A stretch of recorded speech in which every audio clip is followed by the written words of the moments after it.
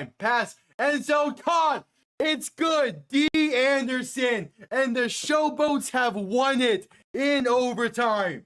Going to hand this off up the middle for Marable. He's going to fumble. Ball's loose. And St. Louis picks it up. That will do it. The Battlehawks defense makes a play late. Game on the line. Looking to throw. Pass time. End zone. Incomplete. It's incomplete. The Stallions hang on to win. For overtime. DeLeo to throw. Pass. Caught by Roland. Needs some help. Not gonna get it. He's stopped a yard short. Houston will pull off the upset. Looking to throw. Has time. Deep. Right side overthrown. Picked off. It's intercepted by Keenan Isaac. He's gonna need it right there. They hand this off right side for Roland. They convert the 10-5. Chris Roland. I should shut up. Chris Roland touchdown. That's the dagger. Knicks toss left side and there's room. Pass past the 30, past the 40, past the 20, 15, 10, 5. R.J. Harvey. There we go. One play. Just need one play out of you.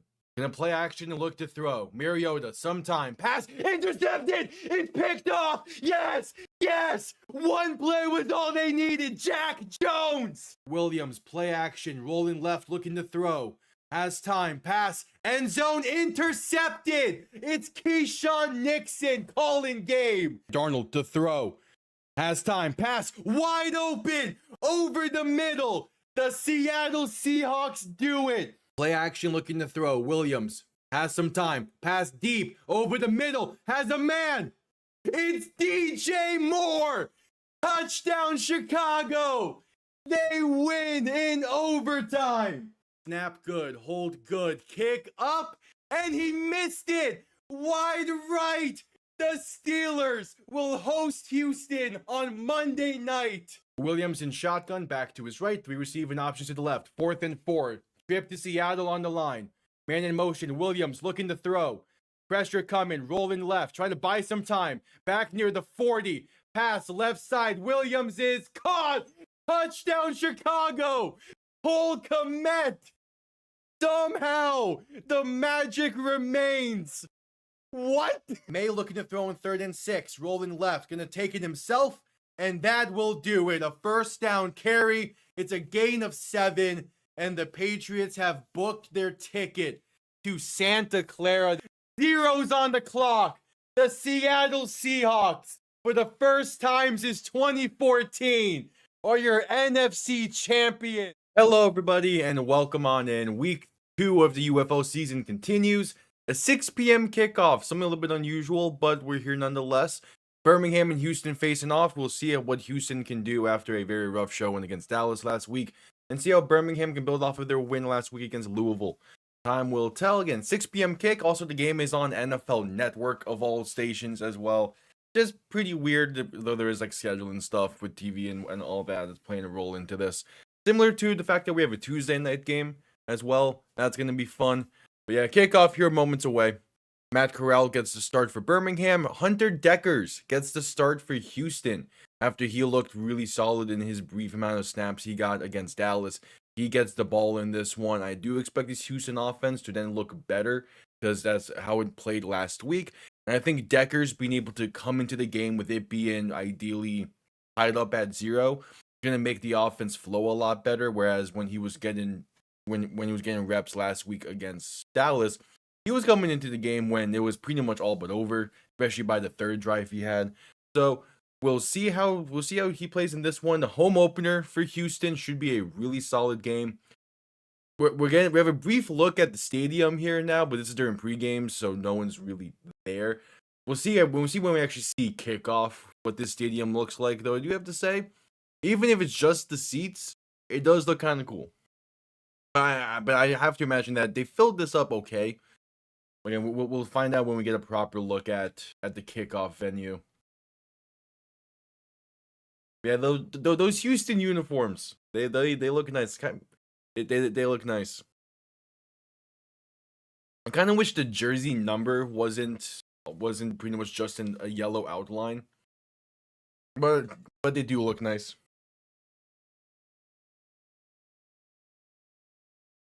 You look nice. Welcome on in. Moments away from kickoff.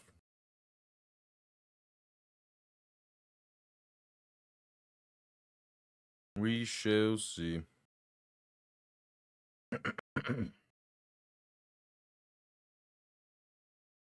Waiting for kick now. They're interviewing John Trey Kirkland before the game here during their pregame warm-ups. They're interviewing him. Which John Trey Kirkland, damn good receiver. Want to see him get involved in the offense a bit today. There is a handful of receivers that I wanted to see get involved today, but that didn't get involved last week, in part because of just the all-around poor showing that Houston had last week. But they have a ton of talent in that receiver room. Hopefully it shows up a bit today. Same goes to there's talent on this Houston team, but they're really gonna need to show it.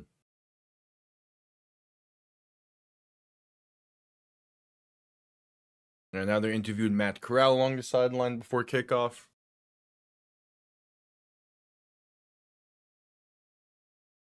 Still haven't gotten a clean look at the stands yet.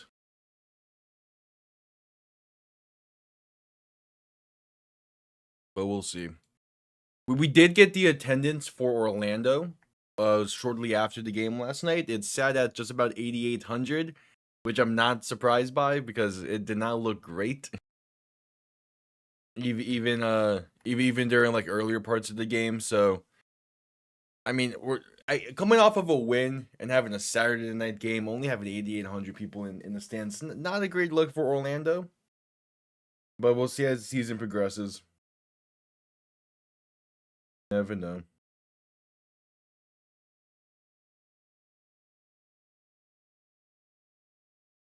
We have kickoff moments away.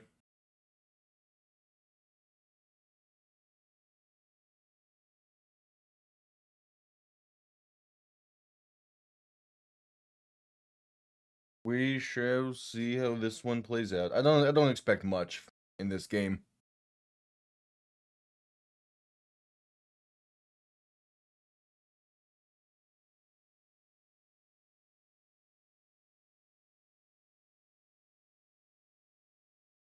Yep, kickoff moments away. We're talking about the lines for this one, which I get that the UFL for a lot of people is more so just trying to get a feel for like what they could add to broadcasts for the NFL and other sports. The whole like specific the specific analysts for the betting lines is kind of a weird one that they've done for the UFL. I'm not the biggest fan of it. It's just not needed, but oh well. What can you do? All right, Houston will get the ball first in this one. Teams are lined up for the opening kick. John J. Kirkland, one of the two guys back there to return for Houston. So we will see Hunter Dekkers for the first on the field first, and this Houston offense hopefully going to be a new look offense and show up a lot better than they did last week. Yeah, we will see. Teams are lined up. Not a lot of people in the stands. That's honestly not surprising, considering how Houston showed up last year for when they were the Roughnecks.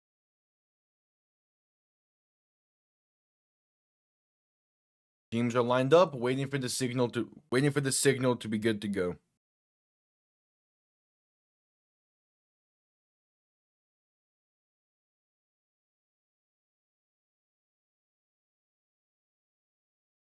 All right, kickoff underway. Week 3 continues from Houston.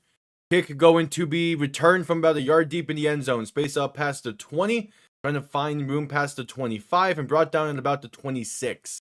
So Houston will start from there. And out comes Hunter Dekkers. What you got, kid? Again, he played well he played well in his brief appearances last week. Hopefully he gets the full start today to be able to showcase what he can do.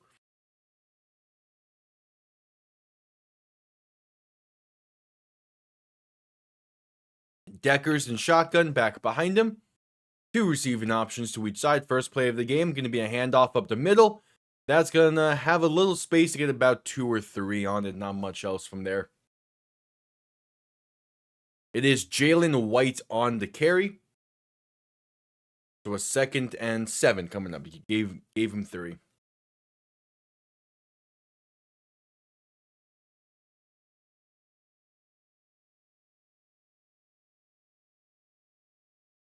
Dekkers and shotgun back to his right. 3 receiving options to the right as well. Ball on the 29-yard line. Dekkers to throw. Pass right side, caught for the first. Past the 40 and brought down at about the 42 is Jontre Kirkland on the grab. And again, a guy that didn't really get involved last week. Got more involved than some of these other receivers that I want to see get involved. But Jontre Kirkland already making an impact early.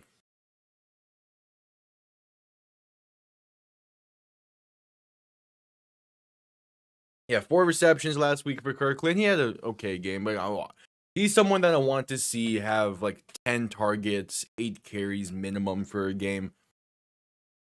And then you can spread out like the other stuff towards everyone. Because like he should be the main back for this team. Not main receiving option. Dekkers and shotgun back to his left, 2 receivers to each side. Going to hand this off up the middle, and there's space past the 45 and brought down near the 49 is Jalen White on the carry. Gets about 6. So a 2nd and relatively short coming up. It's a 2nd and 4. In that middle ground between 2nd and short and 2nd and medium. And yeah, A.J. McCarron, head coach in Birmingham. Coached them well last week in the win against Louisville. We'll see what he can do this week. They marked him down at the 48. Okay. Now 2nd and 5. Dekkers and shotgun back to his left, 2 receivers to each side. Touch pass left side, gonna try and get the edge. Gets past midfield and out of bounds around the Birmingham 48. Don't think it'll be enough for the first. Lawrence Keys on the touch pass. Again, another player that getting him involved would not hurt this team at all. There'll be a 3rd and inches coming up. Oh no, they gave him the first. All right. They said he barely got the first. Dekkers and shotgun back behind him, 2 receiving options to each side. Ball in the Birmingham 47-yard line. Play clock winding down to get the snap off in time as they hand this off left side. And there's space to about the 41. All right, not bad. Marcus Yarns on the carry. Hello. You're all good. Yeah, it also like 6 p.m. kick is not standard for professional football, so it's a bit weird, but I'm also fine with it. Dekkers and shotgun looking to throw. Quick pass left side, caught by Lawrence Keys, and that's going to be enough for the first as he fights to exactly the 37-yard line. Yep. It was cool. Right before this is the time of year where NFL Network typically just has replays of old NFL games going on. So right before this, they had the Seahawks Rams Thursday night game. That was the 16-point comeback for Seattle. It was fun to watch the tail end of that again before this. Dekkers and shotgun gonna hand this off up the middle, and that will be a gain of roughly 2. And actually, that'll be a first down carry to mark Keys a yard shy on the previous play. So that was Jalen White on the 3rd and 1 carry to move the chains.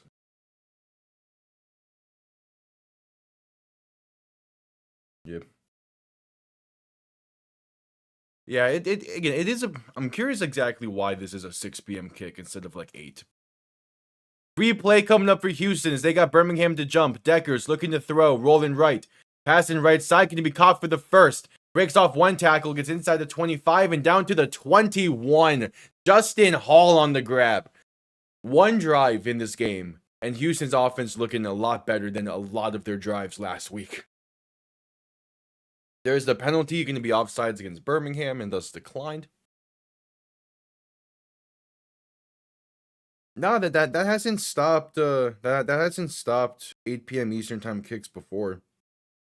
Let me just see what ESPN's what the other TV guides look like for ESPN. Dekkers and shotgun back behind him, handoff up the middle, gonna get inside the 20 and fight into about the 18. I think it's Jalen White on the carry once again. Let me just check the TV guide. Because also, with the game being on NFL Network, it tells me that it is more than just that's why, yeah.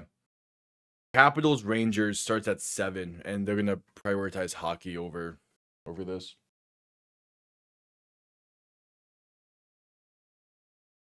Dekkers and shotgun gonna hand this off right side on 2nd and 7, and gonna get to about the 13-yard line for Marcus Yarns. ESPN doesn't have the baseball rights anymore, I thought. Because on their TV guide, they have some hockey going on tonight, and that's part of it. Handoff up the middle once again, going to be enough for the first inside the 10 to about the 8. So a 3rd and 2. On 3rd and 2, they gain 4 for Marcus Yarns, and a 1st and goal Houston coming up. Yeah. NFL Network is always weird, and like part of the reason this game is even on NFL Network is because ESPN now owns NFL Network. Handoff up the middle, and the ball comes loose. Birmingham has it past the 5 to the 6. Oh, a fantastic drive. Just stalls out. Marcus Yarns fumbles inside the 5. And Birmingham recovers. Trey Norwood is the one who picks up the fumble. Who forces it?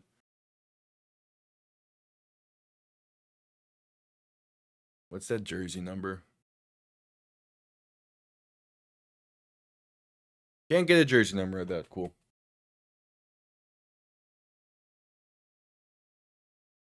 Rough start.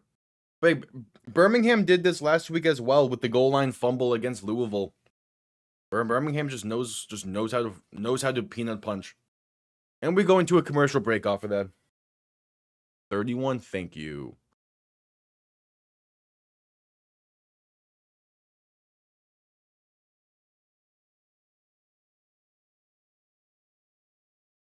That was Kahava to Zeno on the peanut punch, and then Trey Norwood picked it up. Two guys have consistently made plays for Birmingham in the past.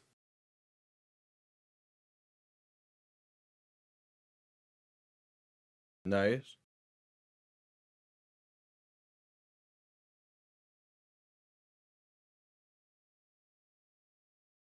D-Fox, I'm gonna send you a joke in DMs. Mainly just because I mainly want to see your reaction to this.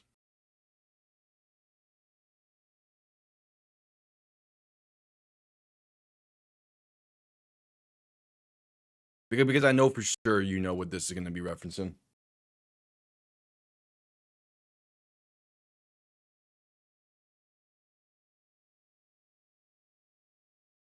Yeah, Fanatics sucks. I do not blame for that. But hell yeah, I finally get in the jersey again.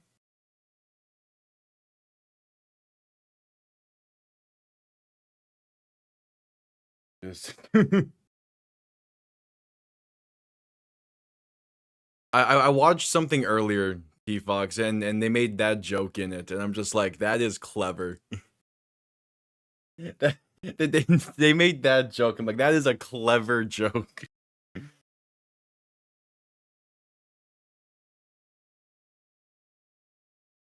Yeah, but the thing with Fanatics is it's a lot of it is iron-on stuff, and they peel really easily. So if you can find Stitch, it's better. Okay, but we've talked about Watership Down before in VC together. We've talked about it. To understand that there's one scene we have, yeah. Like, it was years ago, but we have. So part of Watership, because for those, the joke is, I watched a video earlier, and they said that their favorite Easter movie is Watership Down. The thing with Watership Down is there is it's an adaptation of a book, but it's not really. But there's a scene in there where a rabid dog just goes crazy and kills a bunch of rabbits. So saying that's your favorite Easter movie, to me, is just kind of funny.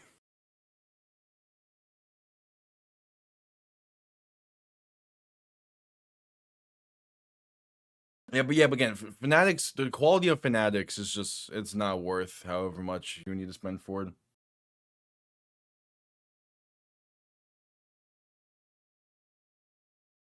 Like that, like the main, like, if I'm gonna order online for a jersey, it won't be through Fanatics anymore. It'll be through Mitchell and Ness, because their jerseys are always high quality. I have a few of them already. I love theirs. Yeah. And but like if I'm in person buying the jersey, I don't really care who makes it, because I can see the quality of it. But if I'm buying online, I'm leaning Mitchell and Ness.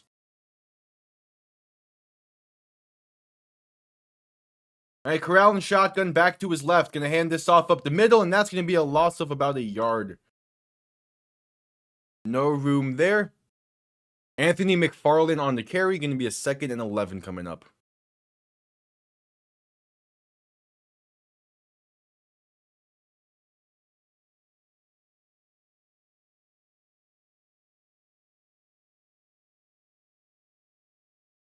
All right, Corral and shotgun back to his right. 3 receivers to the left.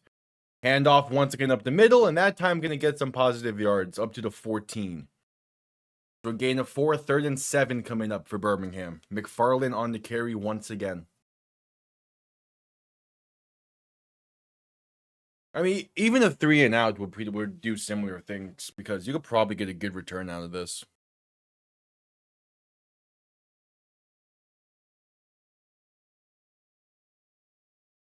Third and 7, 8:15 to play in the first quarter. Corral and shotgun back to his right, gonna play action and look to throw. Corral trying to buy some time. Pass over the middle is caught near the 25-yard line. Jaden Mickens continuing building off of what was a fantastic game in week 1. Already has 1 grab in this one. On the opening drive to move the chains. Jaden Mickens, man, again, he really showed out last week. Good heads-up play to just sit in between the defenders in the line of sight of Corral, just to give him someone to throw to. All right, Corral and shotgun back to his left. 3 receivers to the left as well, looking to throw once again. Dump off left side for McFarland. Base past the 30, past the 35, and brought down near the 37. There's like a swing screen there for Anthony McFarland. Dude.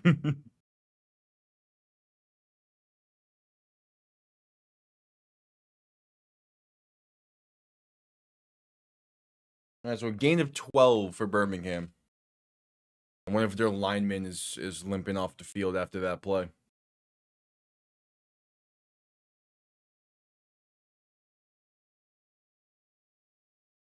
All right, I know. I also know for sure we've talked about this before, but T-Fox, you know the comedian Randy Feltface?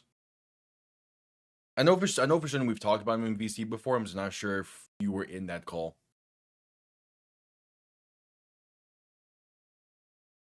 Corral and shotgun looking to throw in 1st and 10. Pressure coming, trying to buy some time. Stepping up, going to take it himself. Past the 40, 45, and dive into the 46, but there is a penalty. Oh, dude. There's like 2 or 3 really good bits of his, or like sections of specials of his that are good, but I think you would enjoy his Ernest Hemingway rant. He's so funny. He's coming to the Orlando area in early May, and I got tickets to see him. Me and my cousin are gonna be going. It's gonna be fun.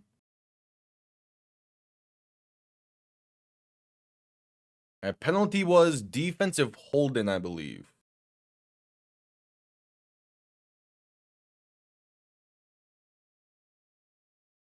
So 1st and 10 for Birmingham after the penalty against Houston. Ball on midfield. Corral, handoff up the middle. Gets a gain of roughly 4. It's Snoop Connor on the carry.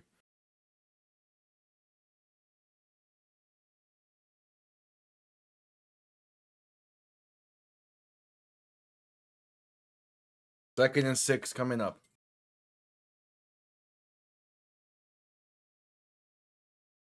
Corral and shotgun back to his left. 2 receivers to each side. Ball on the Houston 46. Corral, play action looking to throw. Rolling left. Passing left. And gonna be caught inside the 30 to the 26. A beautiful pass from Matt Corral on the move. Able to hit. You have the pronunciation guide here? Able to hit Jubri Barber on the able to hit Jubri Barber on the play. Beautiful throw, flipping hips on the move. Dragon going left on that. Not the easiest of throws. Corral makes it look easy. In shotgun, back to his right. Quick throw, right side, can be caught with some space to about the 20 before being stood up. Ball nearly comes loose. It is Barber once again on the grab. Yeah.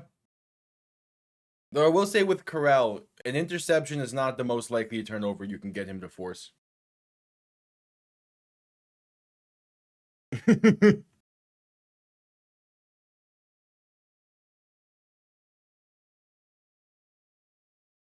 Second and 4. Corral in shotgun, back to his left. 2 receiving options to each side. Gonna hand this off right side for Snoop Connor, and that's gonna be about a yard or so on the play. So 3rd and short coming up.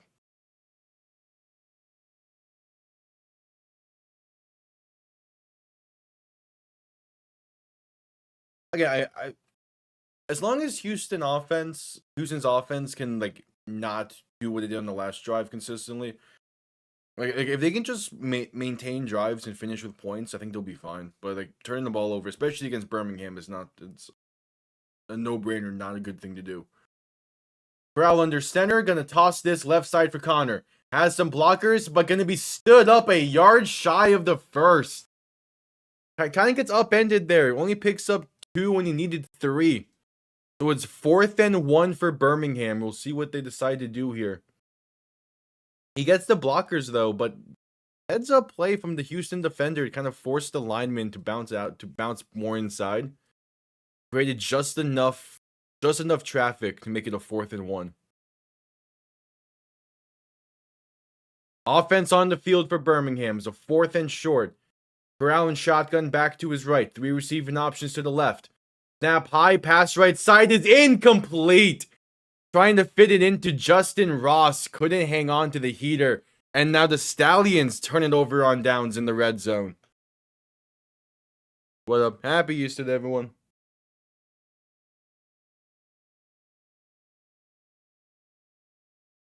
Yeah. It's a pretty chill. It's been a pretty chill morning. And we head to commercial break. We get to see our NFL Network handles commercials now. That's going to be fun.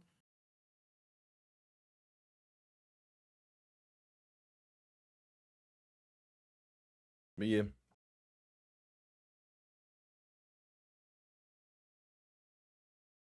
And so Houston fumbled on their opening drive.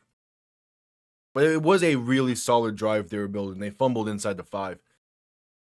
See if they can keep that up into this next drive. Obviously not the fumble part, but the everything else part.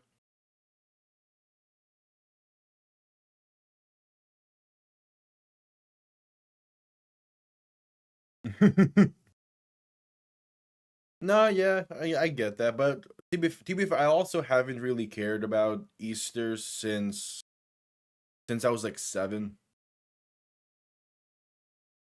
So I'm just like, yeah, it's just another Sunday for me.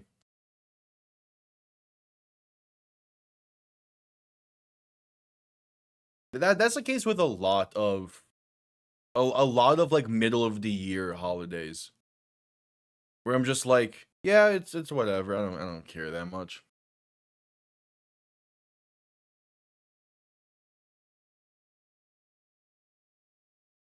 Yep, still at commercial break.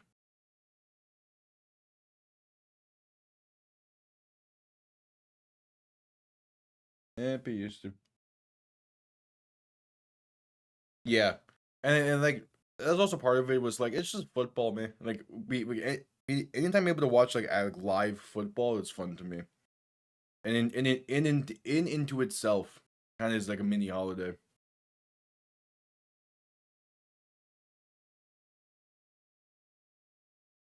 Yeah. Still at commercial break. It's been a while since I've seen a game on NFL Network. Because typically, like during the NFL season, the only like live games they have on there nowadays is the international games, and I don't watch a lot of those.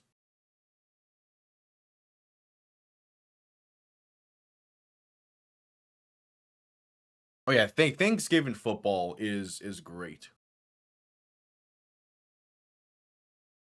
Like the NFL nailed it with the Thanksgiving football games. To the point where like other leagues are trying to have tried to copy. Like the NBA's also does a good job with the Christmas games. But like yeah, the NFL nailed it. And then but now they're like now they're trying to do extra stuff for like the Thanksgiving Eve game that's being rumored and the Black Friday games. I'm just like that stuff's not needed.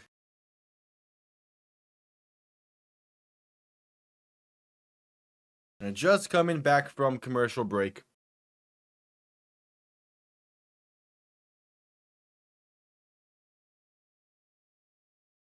I think the occasional Halloween game in the NFL is also fun. Obviously, it's not an annual thing, but when it does line up, it can be kind of fun. Dekkers and shotgun back to his left, 3 receiving options to the left as well. Ball on their own 17. Dekkers the throw, stepping up, gonna keep it himself inside the 20 and slide into the 23.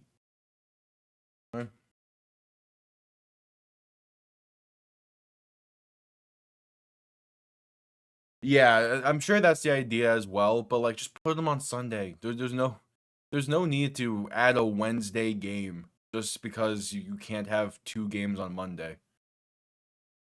And but I do like how they're getting rid of the double headers on Monday night. Dekkers toss right side, gonna spin and find room for the first. All right, make something out of nothing there. Was met in the backfield. Jalen White. It's early, but he's having a solid game.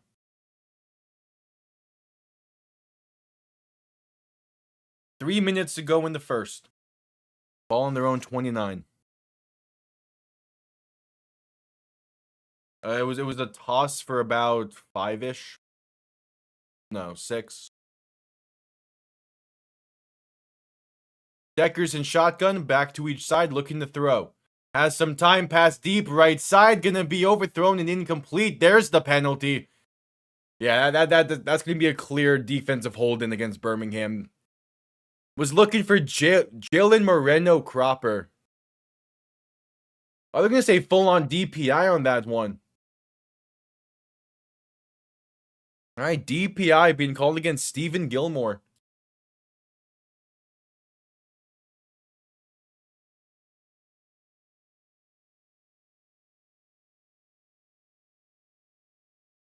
And it's 1st and 10 for Houston, well past midfield because of that, as the UFL changed their DPI rule in the offseason.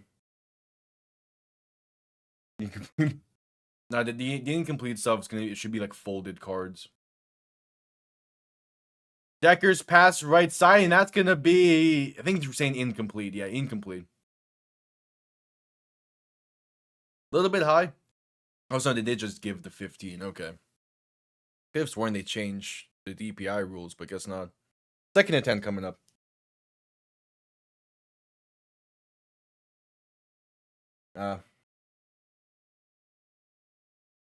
Yep. I'm excited to see St. Louis on.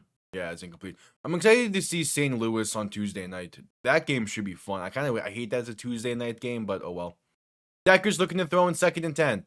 Has some time, pass right side, a little bit off the mark and incomplete. The halfback screen to Jalen White never fully developed, and it's 3rd and 10. Yeah, a Tuesday night game is weird, but I like that they're doing it because that way they're not competing with the national championship tomorrow night.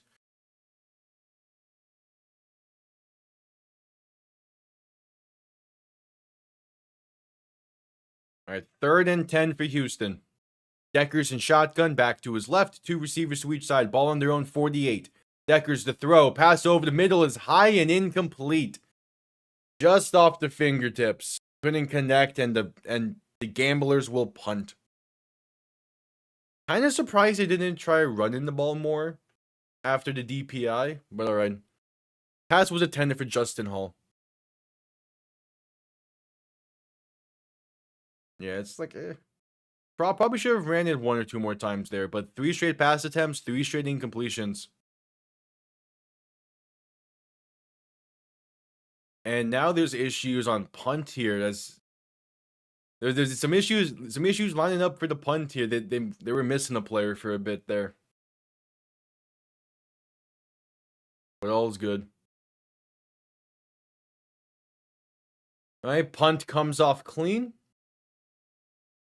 Going to bounce into the end zone for a touchback. All right, 35 seconds to play in the first quarter. I would honestly be shocked if we go to commercial break here. Yep, Tuesday night, St. Louis at Dallas. That's going to be something.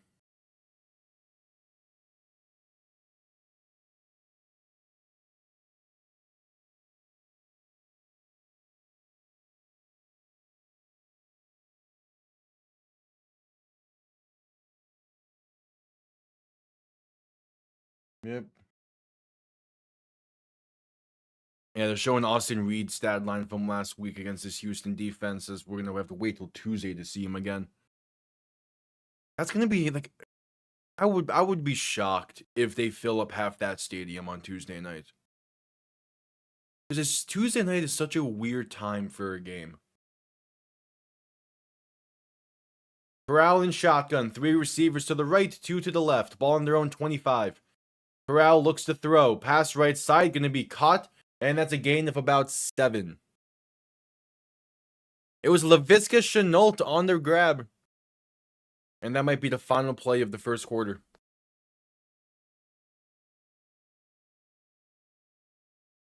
Yeah, they're going to let this clock run, it seems. Still can't believe how loaded this Birmingham receiver room is.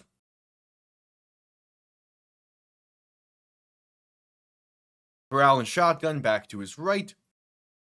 And clock winds down and expires. 15 minutes in the books. Game still tied up at 0. 1 fumble, 1 turnover on downs, and a punt. It begins this game. We'll see what Birmingham can do on their second drive after the commercial break. All right.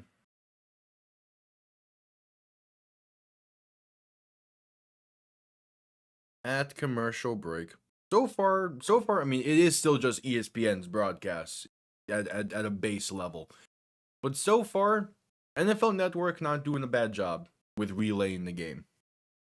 It is still weird it's on NFL Network, but at least it's here.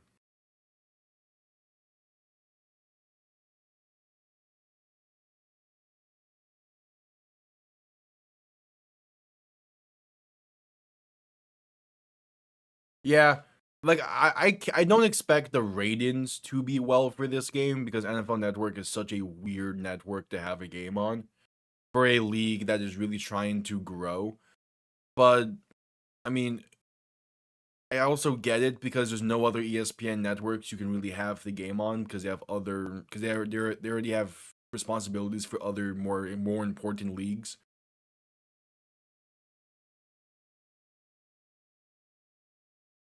So that's just part of it.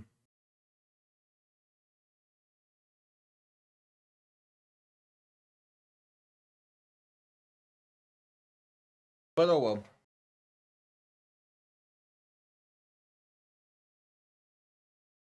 The plus is that at least this game is on a network aside from just because initially it was just going to be on ESPN Unlimited, which would have been terrible.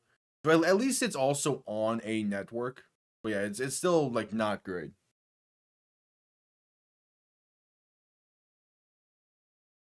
Yeah, I would imagine they're gonna replay this game on ESPN proper.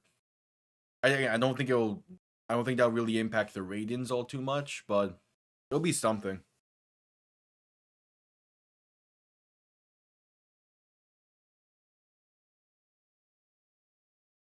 Yeah, but it's still just weird.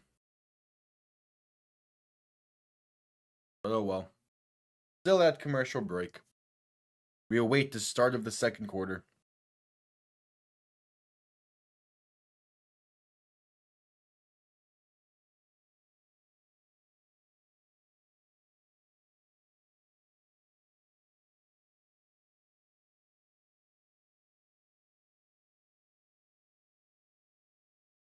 Alright, just getting back from commercial break. They're showing the landscape of the league this year. And I do like how it is, like, I want to say more centralized. That's, but like the majority of the teams are closer together and they're more regional, is a better way to put it. But then you just have the two stickouts of Houston and Dallas. It's just kind of just like a Y. And Orlando as well as with 3.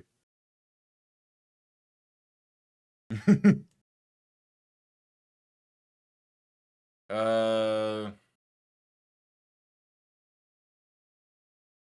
so how long until the Texans trade CJ Stroud?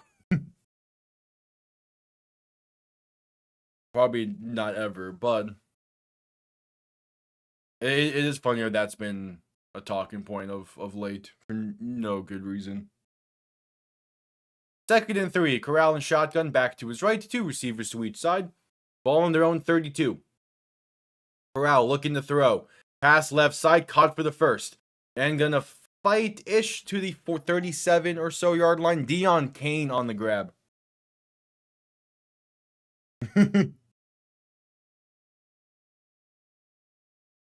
It's either, or it could just go to a different team, whatever team it gets traded to.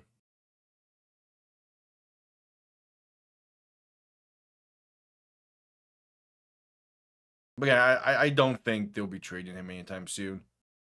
Unless like next year is just not great for him, but I think they'll be fine. Handoff up the middle on 1st and 10, going to be a gain of roughly 2 for Anthony McFarland. Like at the same time, CJ Stroud has led the Texans to 3 straight divisional round games.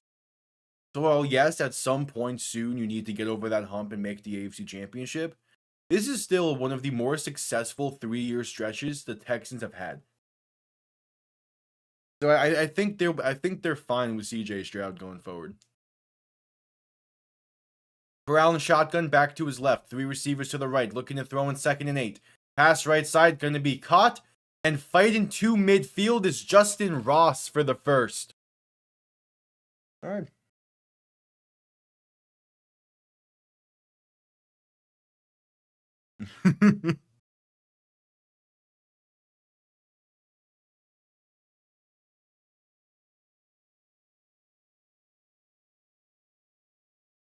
It is so funny seeing that. I mean, it is cool and also funny seeing that Justin Ross is technically a 2-time Super Bowl champion, but not playing a lot with Kansas City. Corral play action looking to throw. 1st and 10. Pass deep left side is intercepted.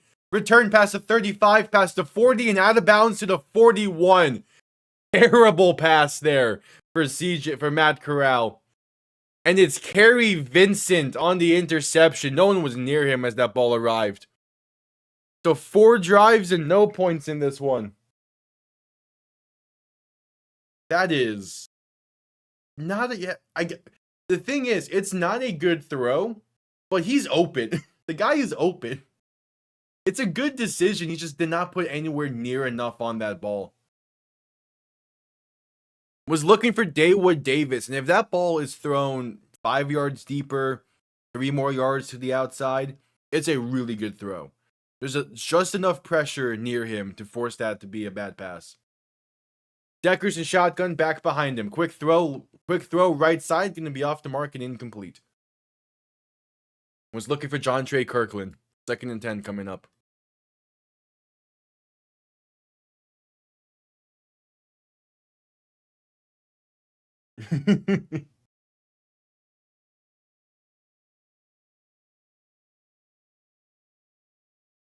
Yeah. I mean, they need to be able to capitalize off of this.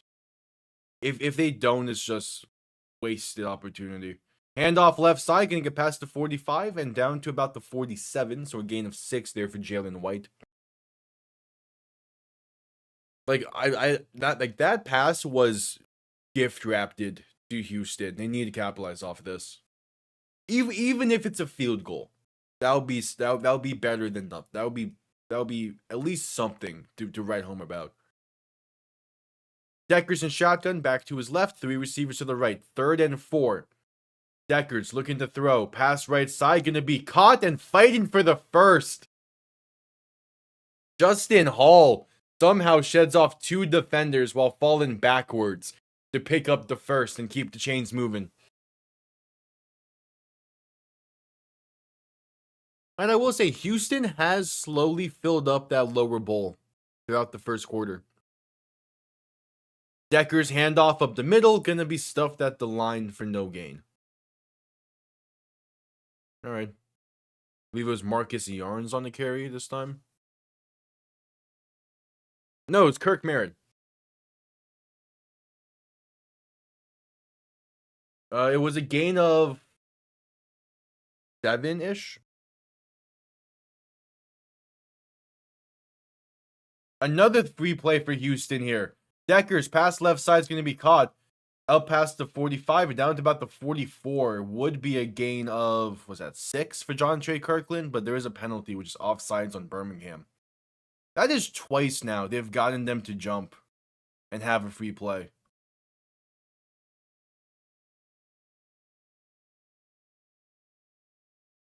All right, they're going to accept the penalty. There was a 2nd and 5 coming up.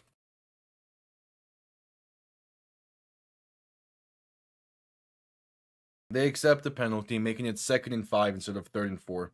I get it.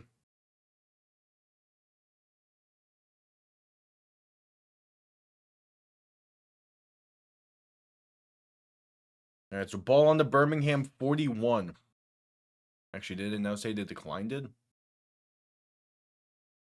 Dekkers in shotgun back behind him. We receiving options to the left. Gonna hand this off right side. Trying to find a lane, and he will, up to about the 35-yard line. Marcus Yarns on the carry. Oh no, it was a 2nd and 8 that became a 2nd and 3. That's what it was. But it's bits like that can build a fan base, which is what the league needs. So stick with it, because it is great. Last night with Orlando, they were talking about the Storm Chasers being like the fan base. I'm just like, that's kind of dumb, but sure.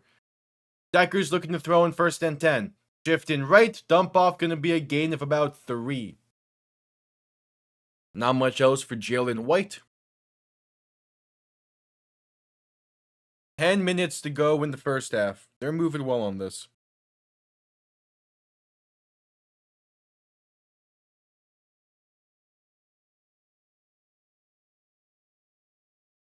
Second and 7. Still haven't even huddled up yet, and we're about 15 seconds left on the play clock. They're just now breaking the huddle with 10 seconds. All right. They got that play in quick at least. Dekkers in shotgun back to his right. Going to keep it himself right side. Has space for the first. He slides down at the 24. It's a gain of 8 for Houston. And this offense is moving the ball well. It's similar stuff to last week. They're just able to move it well. How can they capitalize and finish on drives? Because you could have an 80-yard drive or a 75-yard drive that fumbles the ball at the 5-yard line. Dekkers in shotgun, going to hand this off left side. And going to fight to about the 21-yard line. Gain of 3. It is Kirk Merritt on the carry.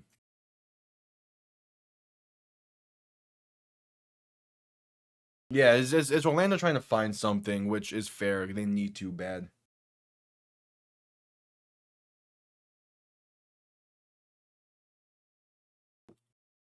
Yeah.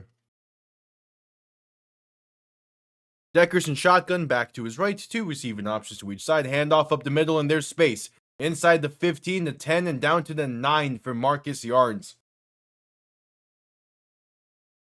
Yeah, it's a really easy bid, and I could totally see if the fan base does grow in Houston, I could see playing cards being signs in the stands.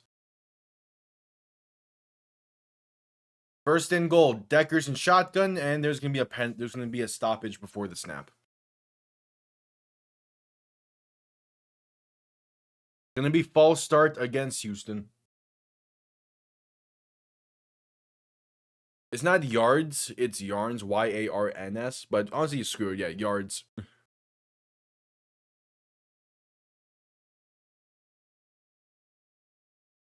Yeah. Is there a... Oh, yeah, his name ain't on the pronunciation guide that's on this sheet. Dekkers and shotgun, gonna hand this off left side. Breaks off 2 defenders, but not gonna break off any others. A loss of roughly 2 for Kurt Merritt. No, that's Jalen White on the carry.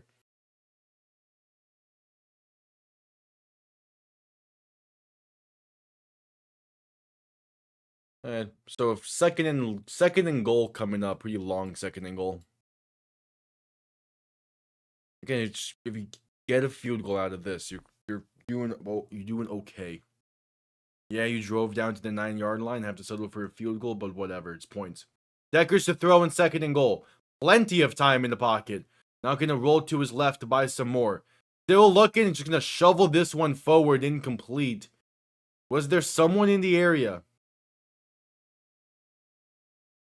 Also, how did he shovel that ball like 10 yards? Oh, he's wincing a bit. Going back to the huddle though, seemingly fine. Third and goal coming up. Yeah, just getting points is the thing here. Dekkers and shotgun back to his left, 3 receivers to the right. Quick throw, right side, gonna be caught by Cam Sutton. Gonna get inside the 15 to the 14, maybe 13. So not much, only about 4 yards there. And out comes the field goal unit. 6:20 to play in the half. And it is John Hoyland on for the field goal try.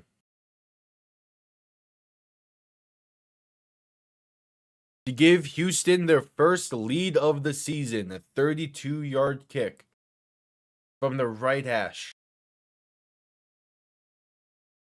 Kick is up, and it is right down the middle.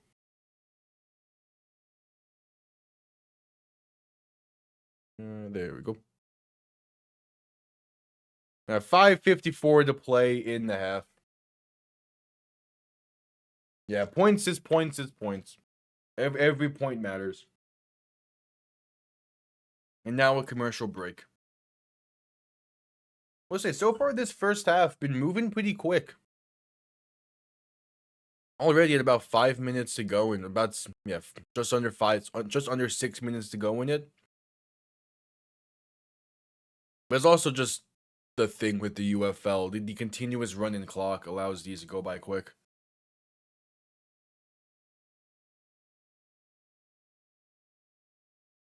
Yeah.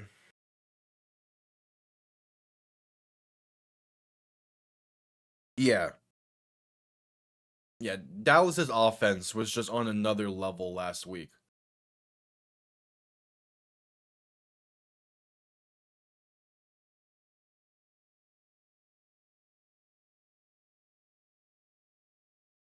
And which we get to see that Tuesday night, so that should be interesting.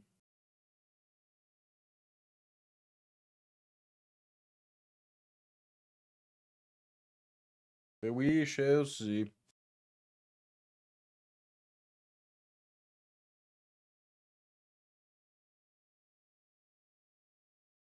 Yeah, penalty killed that drive. Just happens.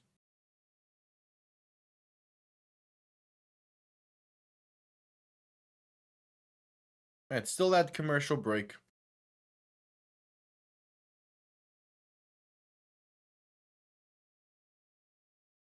Right, weird knockoff Castaway commercial.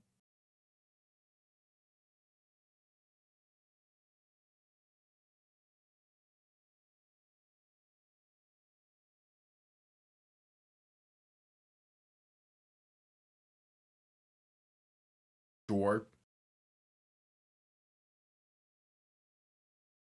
Again, 5:54 to play in the first half.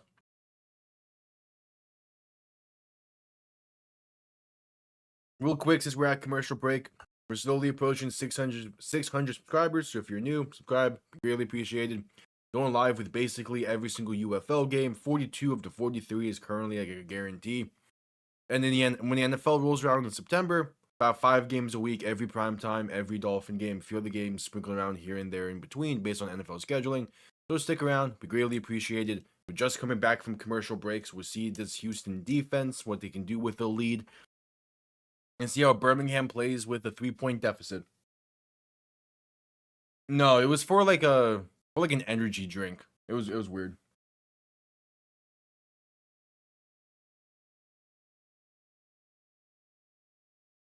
I do think they could have done more with it, but it is at the same time it is a modern retro approach, which I think is fine. Again, it's very easy to improve from the gradient, and the fact that they just didn't mess it up, I'm cool with it. I kind of wish they changed the helmets a bit, but I'm cool with it. I definitely feel a lot better getting those uniforms than the previous ones. I probably won't get either when I get a Falcons uniform. I'm gonna try and get like a Matt Ryan era uniform because I like those so much better. Yeah. Though I will say with Arizona's, I'm not a massive fan of theirs either. Arizona's never really had like a truly great uniform, but it's still something. All right, kickoff underway. Going to be returned beginning from the 3. Face up past the 20, past the 25, and down to about the 23. No, 28, I mean, 28. Also to add to it, right before the kickoff, they were showing Hunter Dekkers seemingly heading to the locker room. So something to keep an eye on whenever Houston sees the field again.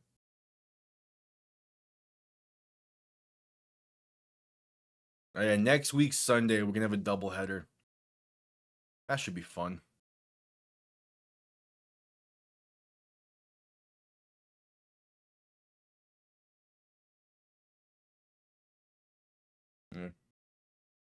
Yeah. Again, he seems they're probably just making sure that he is all good. Corral, quick pass left side off the mark and incomplete. Looking for Justin Ross. It is probably just precautionary stuff to make sure that everything is okay so he can return.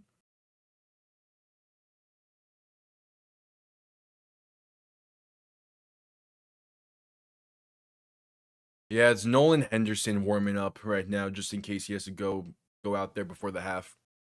Corral and shotgun back behind him. Handoff up the middle, gonna lose about 3. No chance for that play to go anywhere. Good defense up front. It is Jaw Joyner on the tackle for loss against Snoop Connor. And a 3rd and long for Birmingham coming up. It just instant penetration up the middle. There's no chance. All right, 3rd and 13 for Birmingham.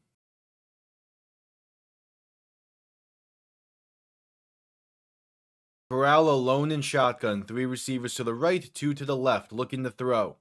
Corral with some time, pass left side, off the mark and incomplete. There's been miscommunication going on between Corral and his receivers in this one so far. Stallions go 3 and out. And we'll see this Houston offense play with a lead for the first time this season.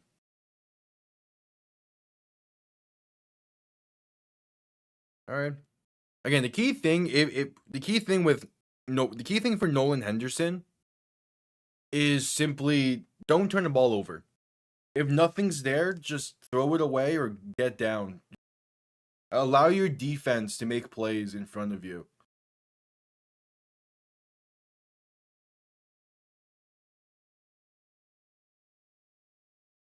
And now there's a penalty before the snap.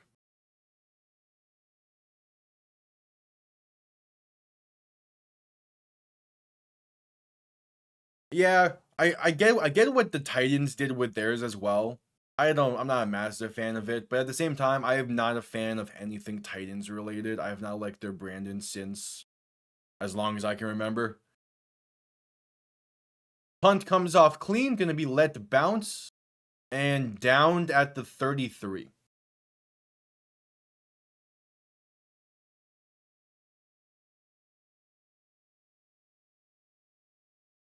Yeah. Well, again, the UFL is always gonna be on an ESPN owned network or a Fox owned network because those are the two of the Those are 2 of the 4 massive networks for sports. So yeah, they're always gonna be on there.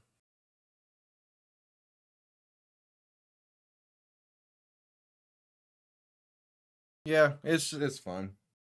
I don't really feel like they improved on anything or necessarily went down in quality. I just think as a whole, they probably need to go for a full on rebrand at some point.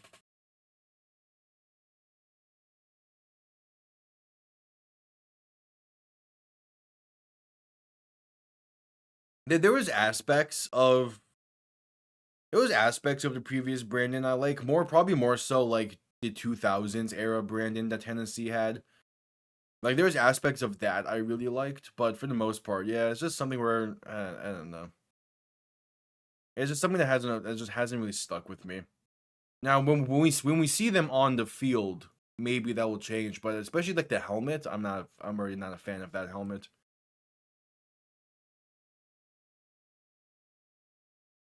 But we'll see.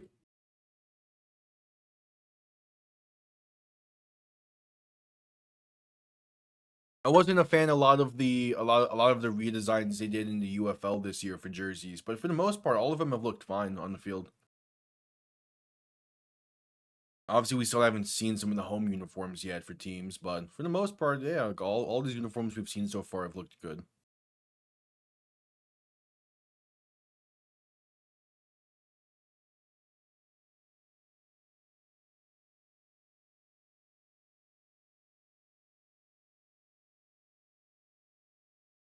Yep, at commercial break, we await Houston's next drive.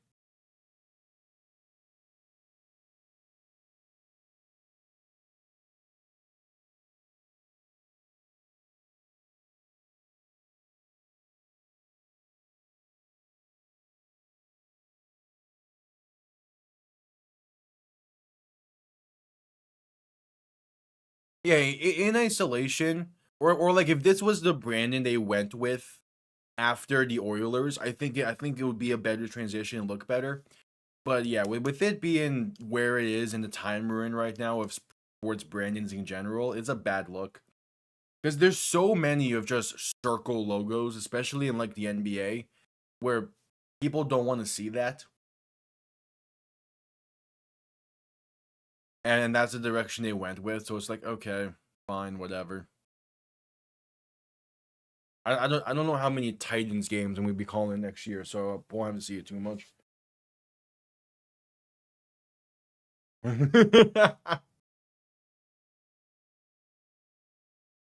That I would be very curious. It would be very funny to see how he fits that into lore. Oh yeah, Nolan Henderson on the field for Houston as Hunter Dekkers is being checked up on. So Henderson in shotgun back to his left. Play action looking to throw. Pass over the middle is off the mark and incomplete. A little bit too far inside for Jalen Moreno.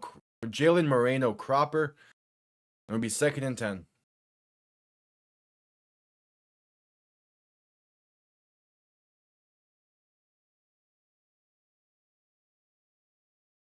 That is still one of the better things I've heard about that Titans rebrand.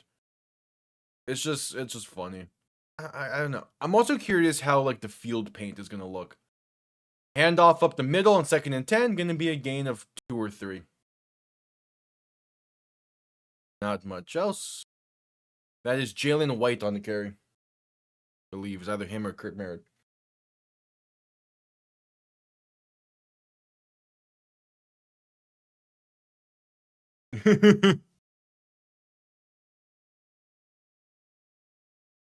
I am curious though about the Oilers throwbacks though, because again, because their uniforms now are too similar. So are they really just gonna throw those out there still once a year or twice a year? They should, but will they? Henderson rolling right on 3rd down, gonna take it himself. Room for the first and a whole lot more. Gets to about midfield and gets out of bounds and takes a hit. That's gonna be a necessary roughness for sure against Birmingham. He laid out Nolan Henderson as soon as he got along the sideline. That is a bad. That's just a. He's trying to claim he got pushed. That is bad. What are the refs saying here?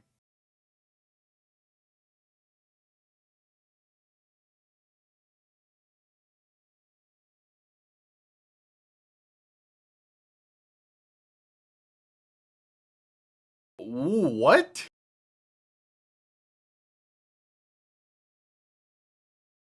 Wait.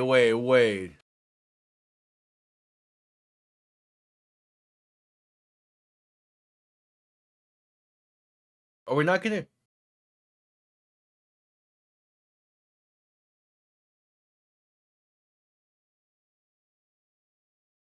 Oh yeah, okay. So they're picking up the penalty. They picked up the penalty, saying that the defender was pushed into Nolan Henderson. Oh yeah, no, he gets pushed. Yeah, yeah. That's a clear push into the quarter. That's crazy though for the receiver to do that.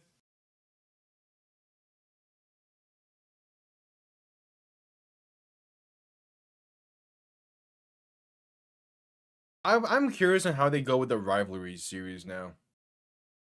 Henderson looking to throw in 1st and 10. Ball in the Birmingham 47. Pass over the middle is caught by an open Cam Sutton. Down inside the 30 to the 26. And Houston's moving. Houston is moving with Nolan Henderson at quarterback. Is this a sign that Birmingham not the same team? They're trying to go quick as well. 2:15 to play in the half. Trying to get one more snap before the 2-minute warning. Henderson in shotgun back to his right. Handoff up the middle for Marcus Yarns. And that's a gain of a yard. And that'll bring us to the 2-minute warning. Well, because the thing with the rivalries uniforms is I believe you still need to use your team's main colorway. So they included a darker blue color in their uniforms. It's very light. Like it's not very noticeable uniforms, but it's there. So that way I think they could use it for the rivalries uniforms and go with that navy blue again.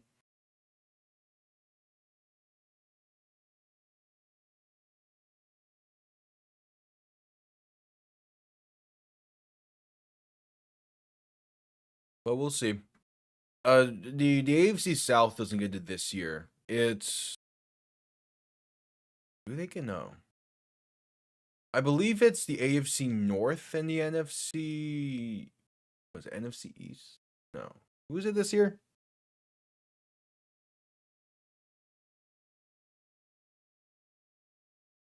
There's been like no teases or marketing towards it this year yet, which is weird.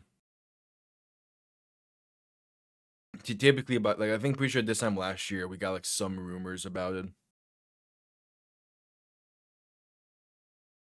Wait, the Browns updated their colors?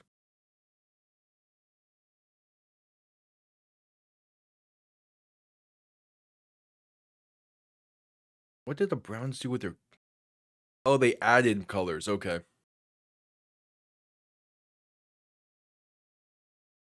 Yeah, the Browns added 3 colors to their official colorway this year. Sure.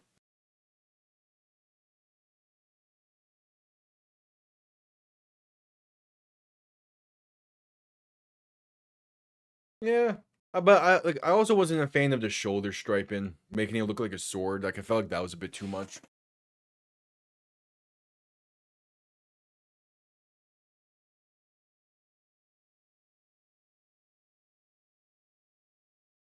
Man, didn't I realize the Browns added some colors to their team this year?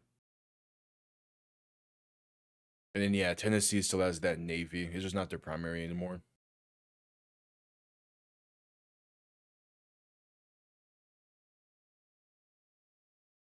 All right. We're at commercial break for the 2-minute warning. I just felt like it was trying too much. I get the decision, but I don't know. In part, it might be nostalgia as well to like the early, to like the 2000s, early 2010s uniforms, because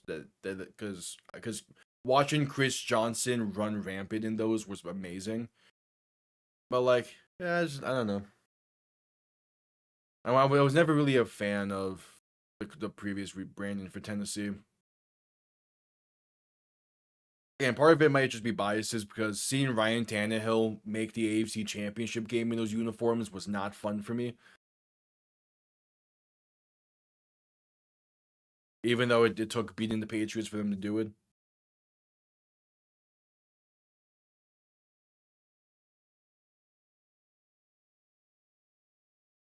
But just coming back from commercial break. 2nd and 9 coming up. 2 minutes to go in the half.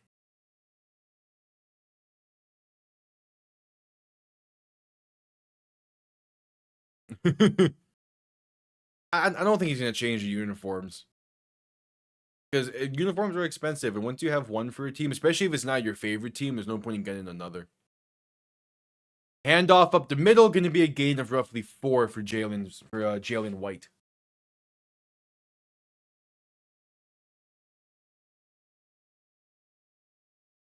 I'm pretty sure. No, he uses the current Vikings uniforms. I know there's some team. I know there's a team that he still uses like older uniforms for. Which again, that's my plan as well. Because there's some current uniforms I don't like, but I was gonna use the old ones. Henderson in shotgun, back to his right, looking to throw in 3rd and 6. Quick pass right side, gonna be caught only for a gain of 2 though, as Kurt Merritt takes a hit from Alex Cook. And it'll be a 4th and relatively short coming up with 1:15 to play in the half.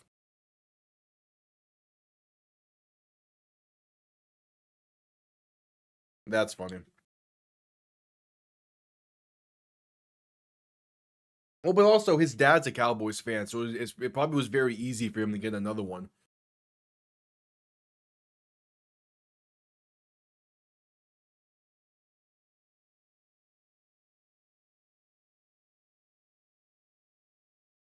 All right, 4th and 4 for Houston.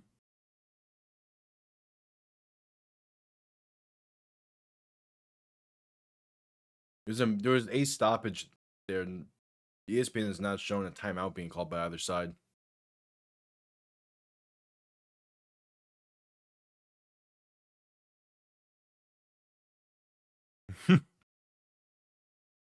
All right, John Hoyland on for the 37-yard kick from the right hash. Put Houston up by 6. The 4th and 3 kick is up, and it's right down the middle. Houston leads by 6 with 1:11 to go in the first half. Very surprising lead here for Houston, the way they've been playing in this game. I feel like pretty much no one gave them a real shot in this, but they've been playing well.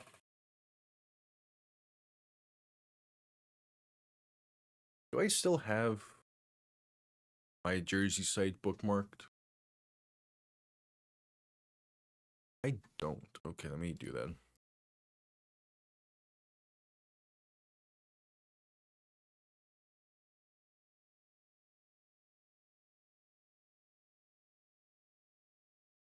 Yep. Kick is clean.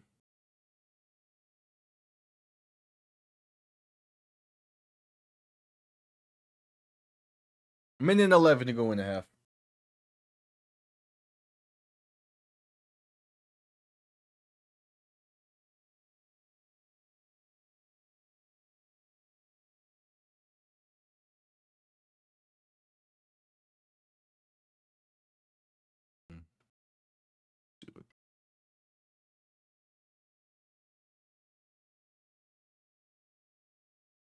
All right, teams lining up for the kickoff.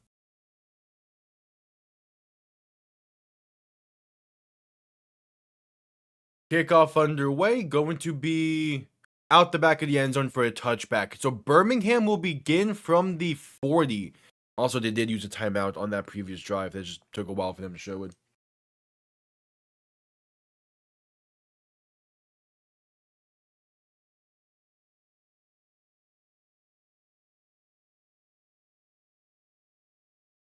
Good for them.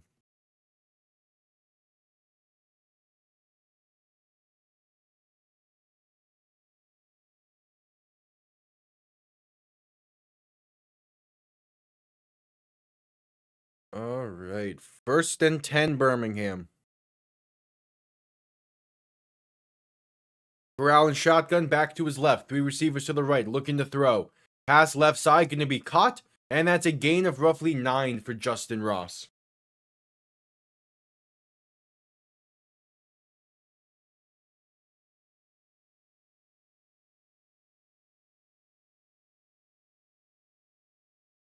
A minute 5 to go. He's able to get out of bounds there as well.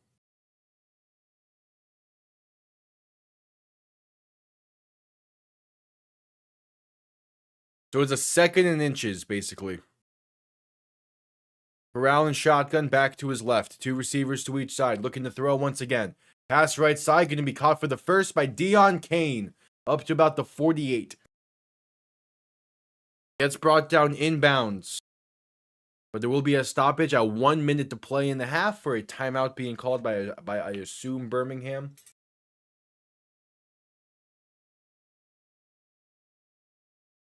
The Stallions get ball to begin the second half as well, so they're in a good spot with things here.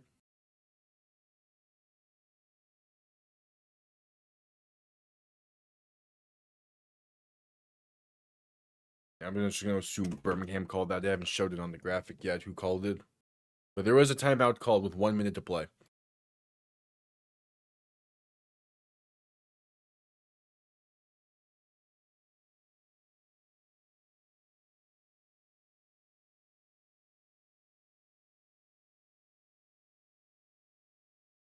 They only got 2 Titans jersey on this side? Okay.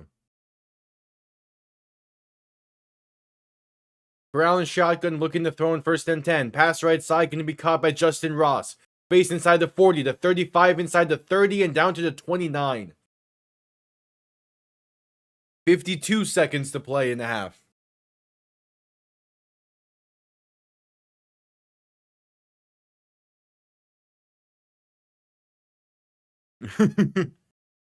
Quick hitter over the middle to Deon Cain. It's inside the 20 and down to about the 16-ish.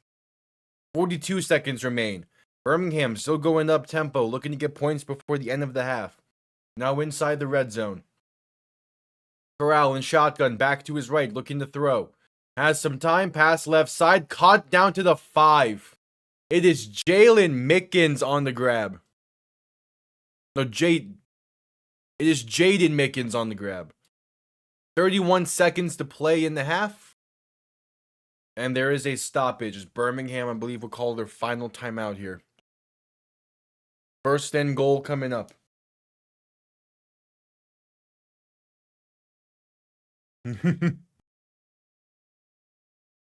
Yeah. Oh, yeah, they have a very bare bones scoreboard for this game. Part of it, partially because NFL Network is the station here, but they do not have the proper timeout graphic. It seems that's funny.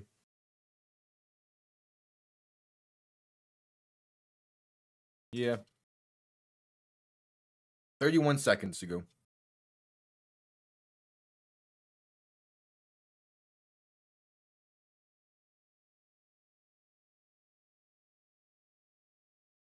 First and goal.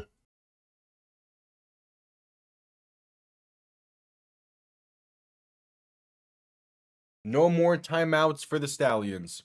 Ball on the 6-yard line of Houston. Corral and shotgun back to his left. 3 receivers to the right. And now Houston will call a timeout, it seems. Yeah, Houston calls timeout now. Okay. Sure.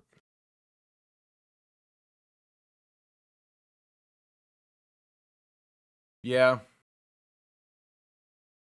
Those few years for Titans fans, I get it. Yeah, because the future started to look better. We'll see how this year plays out and how that ties into shit, but should be interesting.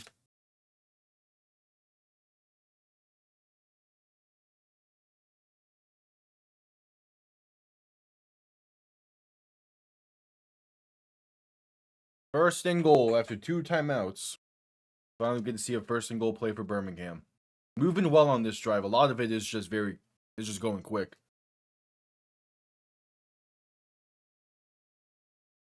Corral and shotgun back to his left. 3 receivers to the right.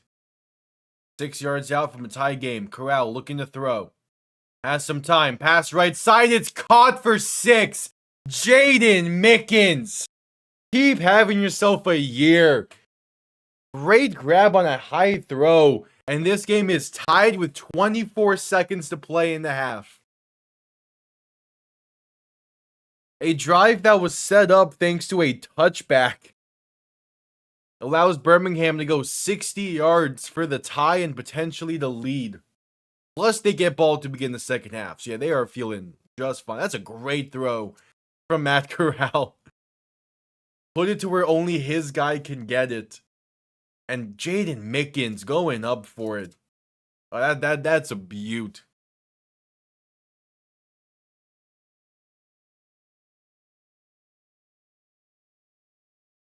Alright, I imagine they just go for the extra point. Yeah, keeping it simple.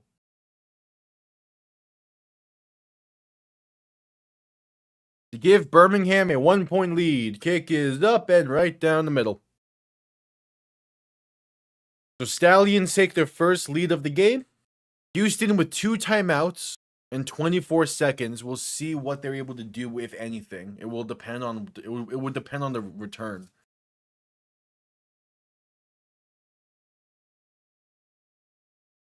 But another solid late in half drive for Matt Corral.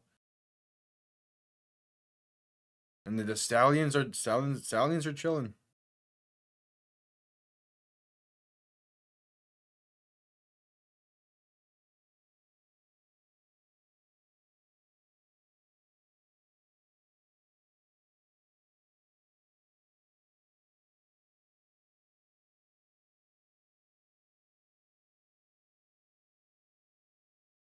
All right, 24 seconds and a half. They're interviewing Mickens and Corral on the sideline after the touchdown pass.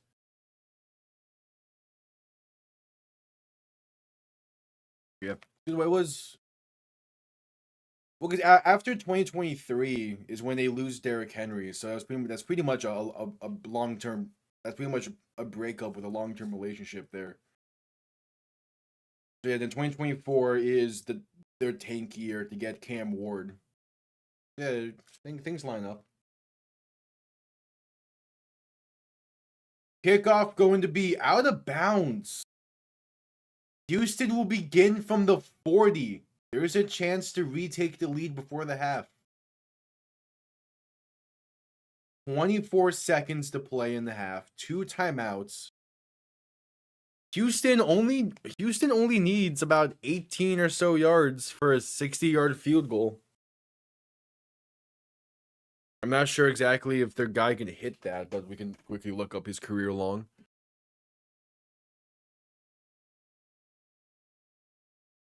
Actually, I have it on my phone. My keyboard just died. Great.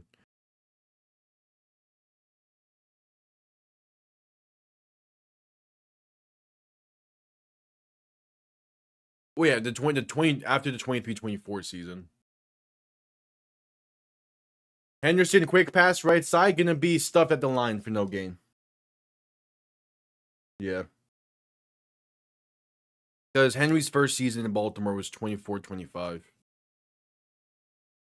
They have timeouts. Why did they not call a single timeout there? All right, Henderson looking to throw in 2nd and 10.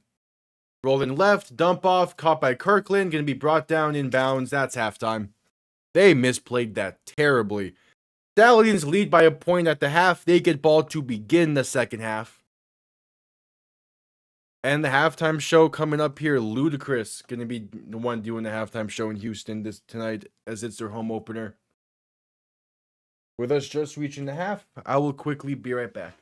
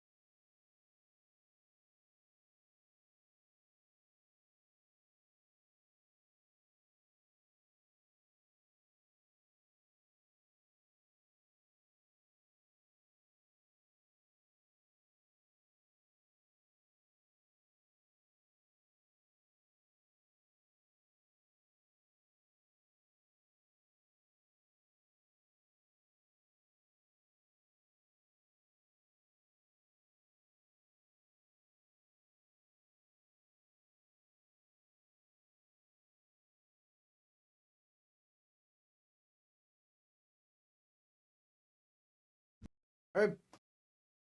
I am back. Yeah.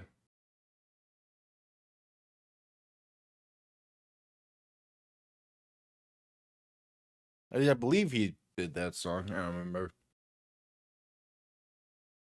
Like I know, I'm sure I know some Ludacris songs, but obviously I know him more for Fast and the Furious.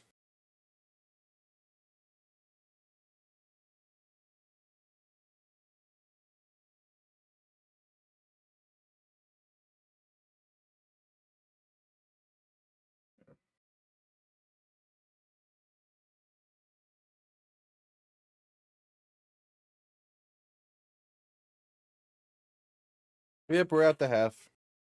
Seemed like the halftime show was about to start, but then found that we're cut away from it. Honestly, it would suck if this is one they don't show, because I feel like it could be actually a good halftime show.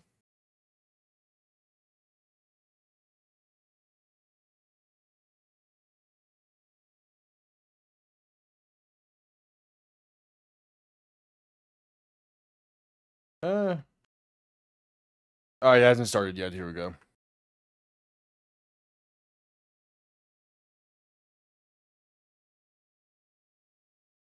What is that mascot? Okay, yeah, it's the armadillo. I forgot the mascot was an armadillo.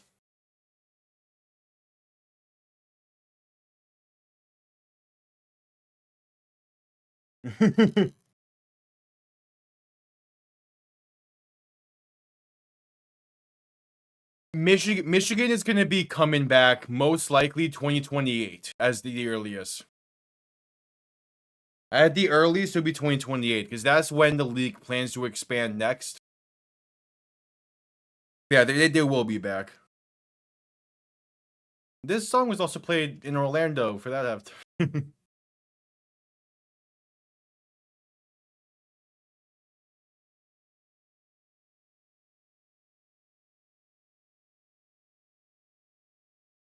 This might be the smallest crowd he's performed in front of.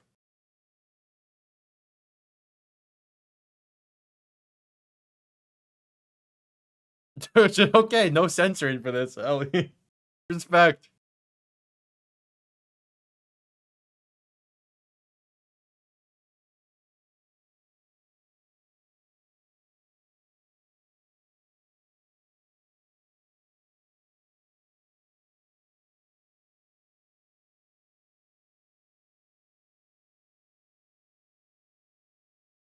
Yep, at the half.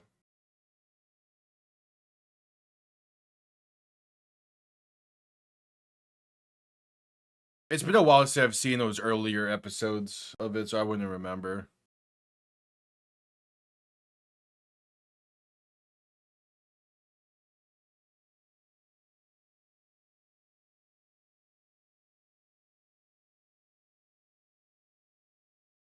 Yeah, that's very true. But I also wouldn't put it past ESPN and NFL Network.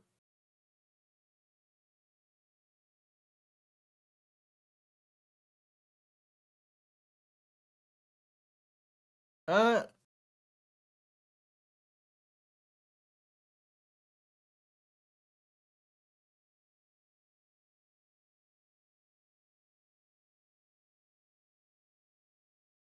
yeah.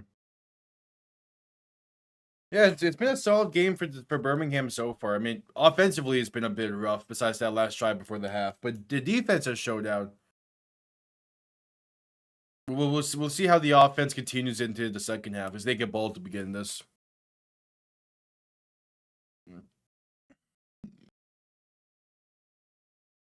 But yeah,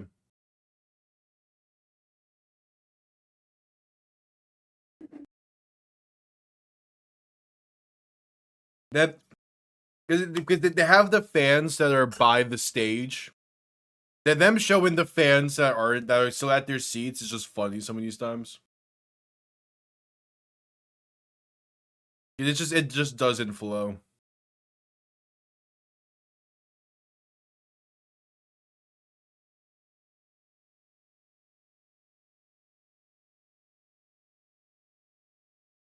Yeah. Yeah, so after this, we got two more halftime shows. in DC and Birmingham, whatever their home openers are. I believe I believe Birmingham has their home opener next week. I know one of them has it next week.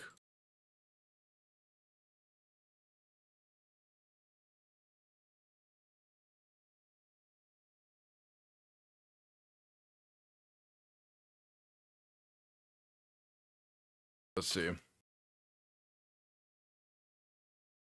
Because those are other because like I expect Birmingham and DC to be able to show out for their, and that's why we should have a bit more energy for these. Yeah, DC has their home opener next week. Birmingham has theirs week 4.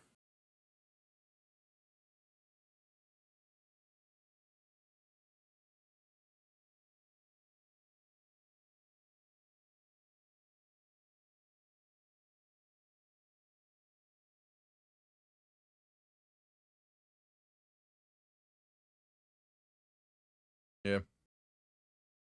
At the half.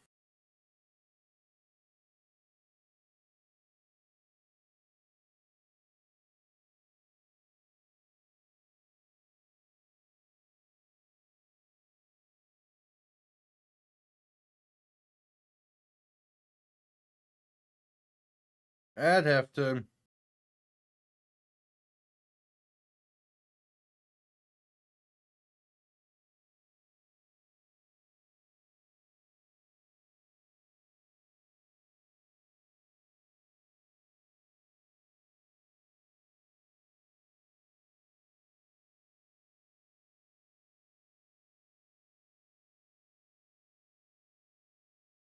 At the half.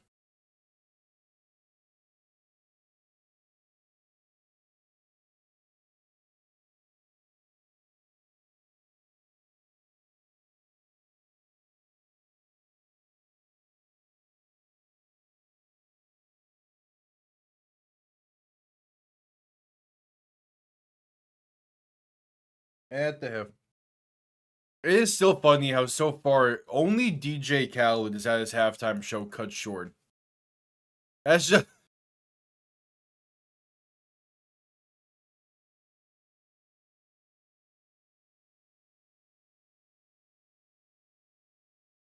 again like so since it's the half. Houston has filled out that stadium pretty well.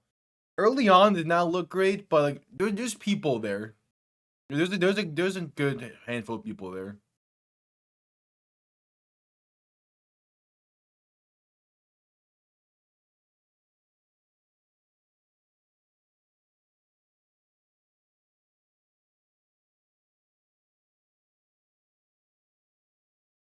Yeah, there's the Fast and Furious reference.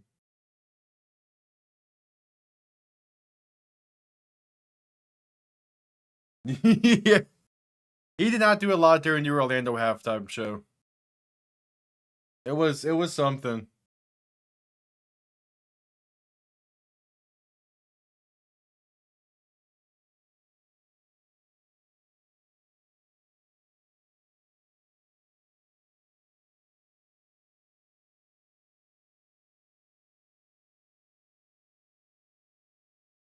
He's doing his best with how many people are there.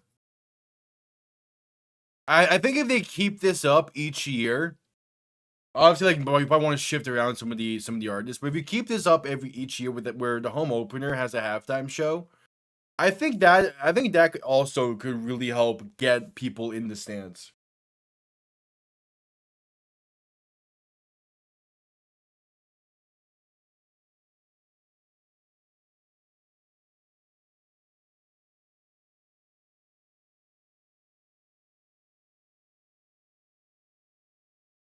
Yeah, and he's working the crowd well also.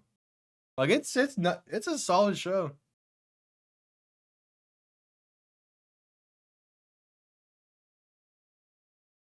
I gotta give him props. He's doing the best that he can with this crowd.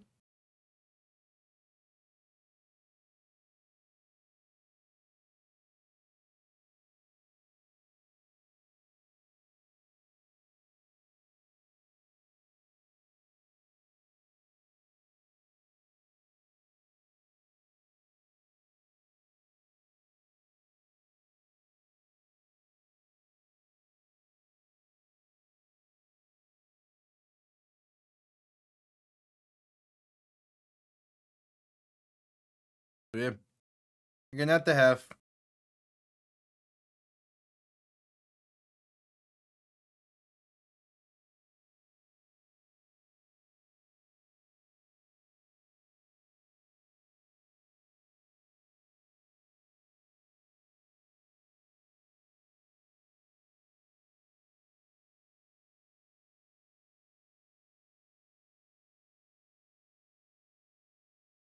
Yeah, which I think yeah, I expect him to be back, but I'll see if I can find a more solid update on that since we're at the half.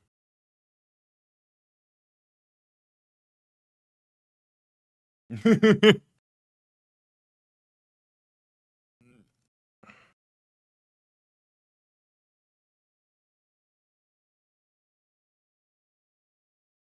right, let's see. Can I find any update on this injury?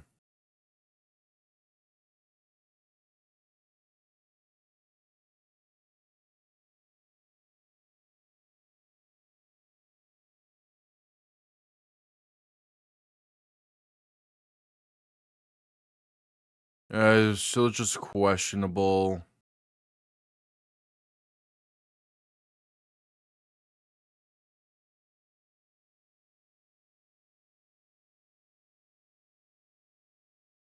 Yeah, Dekkers is still listed as questionable with a shoulder injury, so we'll find out at the half at the end at the second half.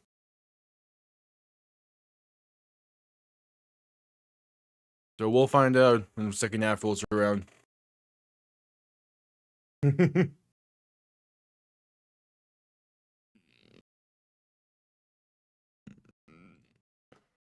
We'll see. Yeah, it's unfortunate because he was playing well, but a, a small bit of good news is Nolan Henderson looked a lot better on that one drive than he did last week.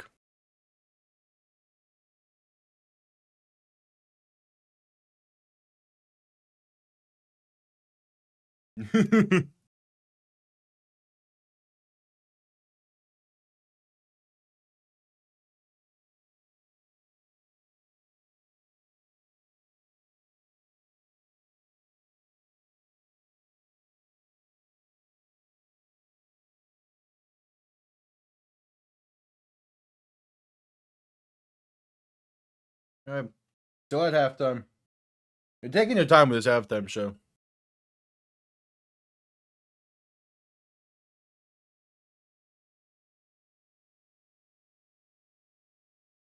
I think part of it is they're able to go longer if they don't have the halftime show on the field. He's doing it on on the concourse of the stadium, so I think that's gonna allow. I think that allows him to go a bit longer since there's no on field cleanup to do.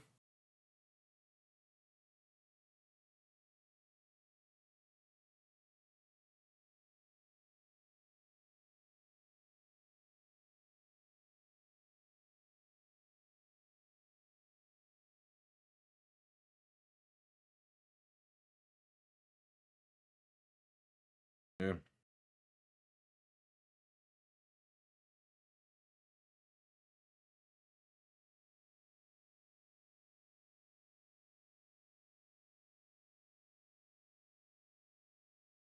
yeah, get that money.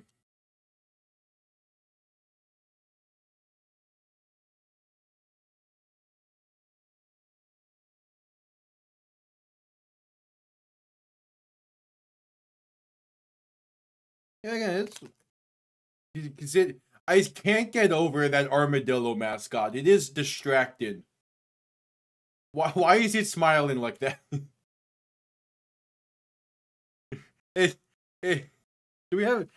I believe they announced. They definitely have announced his name by now. Also, comparing that to Columbus's mascot, it is night and day.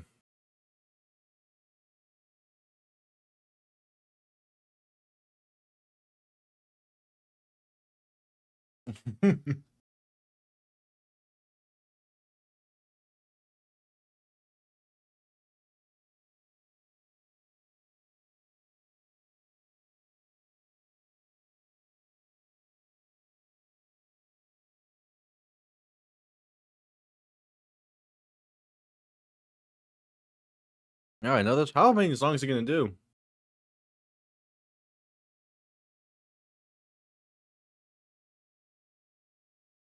Yeah, here it is.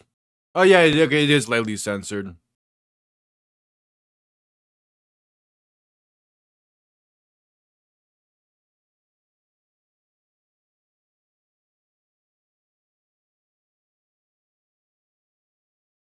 I just found the inactive list for Houston tonight. Why is it? Pretty sure I saw Kirk Merrin make a play earlier. Why is okay? Let me double check that then.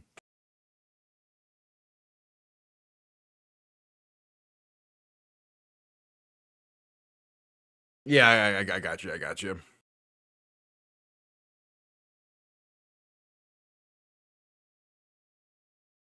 Was I? Oh no, I guess it wasn't him. Okay. Of course they named the mascot Ace. Ace the Armadillo is the mascot of the Houston Gamblers, and man, it's something.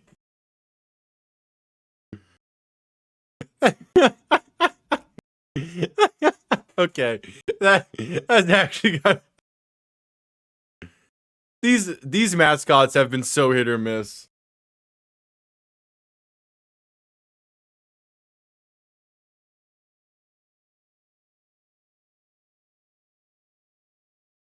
Wait, was that known?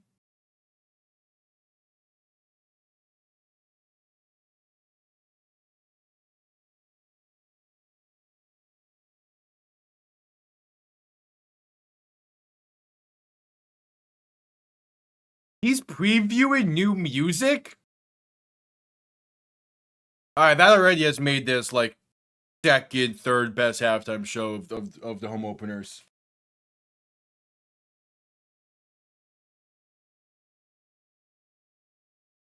Yeah.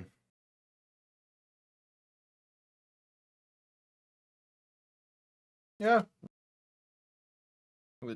That's a good idea.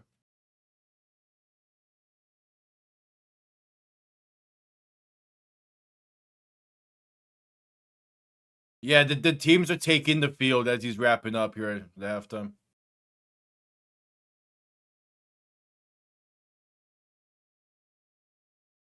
All right, head into a commercial break. Second half will be on the way afterwards. Uh,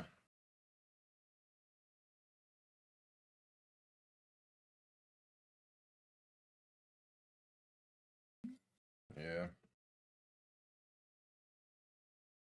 All right, at the halftime wrapping up.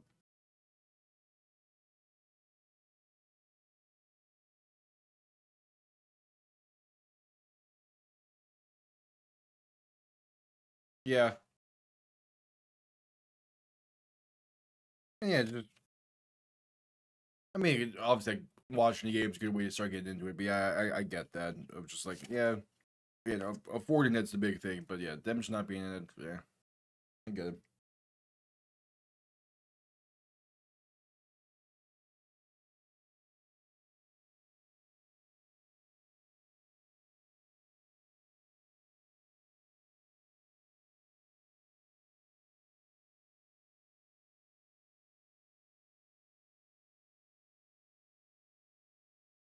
Yeah,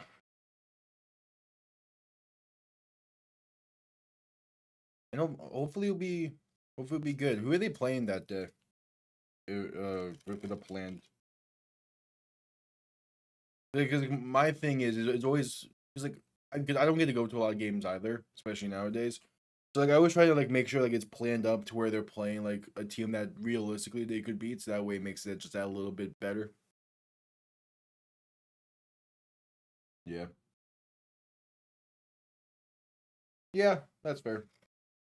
Obviously, yeah, price is first for everything, but if you can get into a game where like more likely than not they're gonna win, that was always the thing with Dolphin games because like for most of for most of growing up, like the Dolphins were always mediocre. So finding what game to go to is always kind of tough. When we were able to like pick which game, because sometimes we just get tickets from family.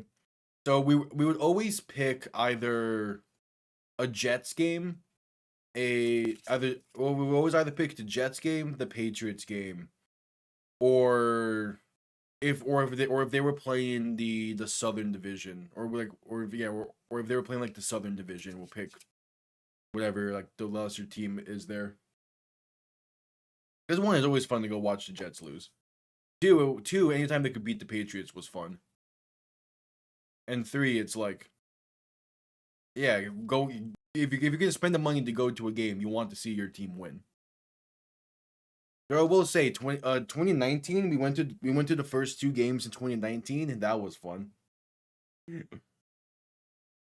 Probably the worst year to go to games for Miami was that year. We picked the first two, and hey, at least I get to say I watched Ryan Fitzpatrick live in person. Second half kickoff underway in Houston. Kickoff going to be returned beginning from the 16. Space up past the 25, past the 30. Makes one man miss past the 35 and down to about the 37.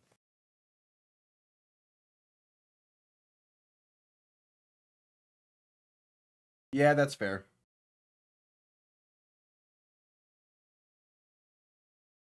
Yeah, that's all fair. Yeah, having like a definitive time already in place for the games is going to help with planning as well. in that case, the upset would skyrocket things. Corral and shotgun back to his left. Three receivers to the right. First play of the second half. Shift in the back to his right. Corral, handoff up the middle. There's space for Anthony McFarland. Past midfield, past the 45, and brought down near the 41. First play of the half, it goes for 20.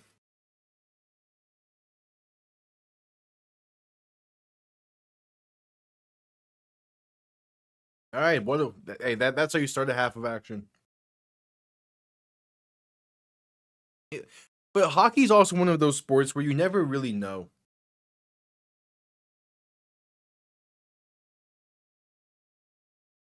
Corral alone in shotgun. Three receivers to the right, two to the left. Pass right side, going to be caught. Gets to about the 36-ish for Deon Cain. Like, obviously, that's the case for every sport. But, like, hockey especially, it's just like one of those things where, like, any given game, you can just get an insane performance from the goalie, and then you're set.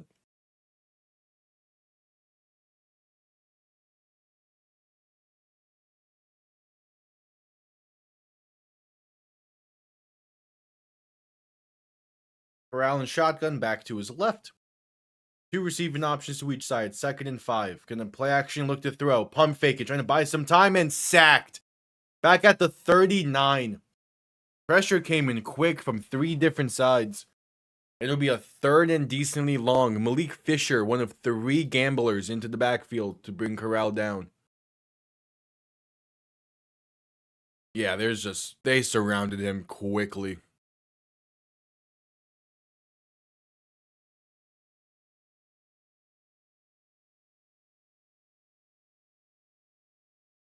Yeah.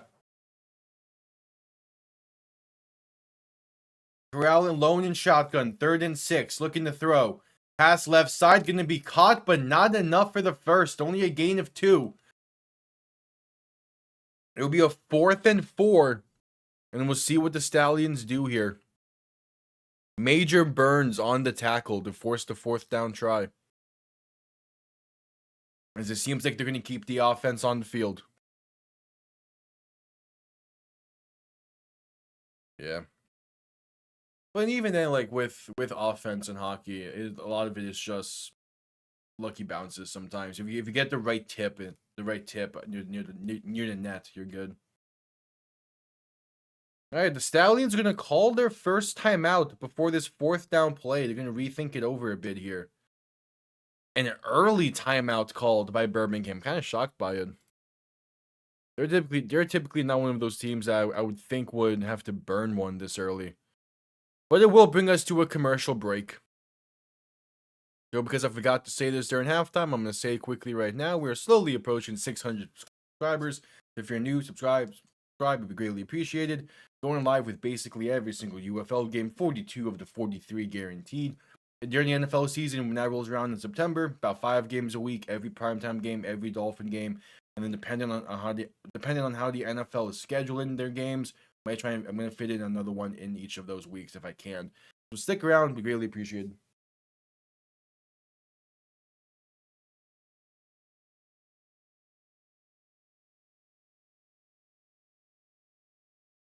Yeah.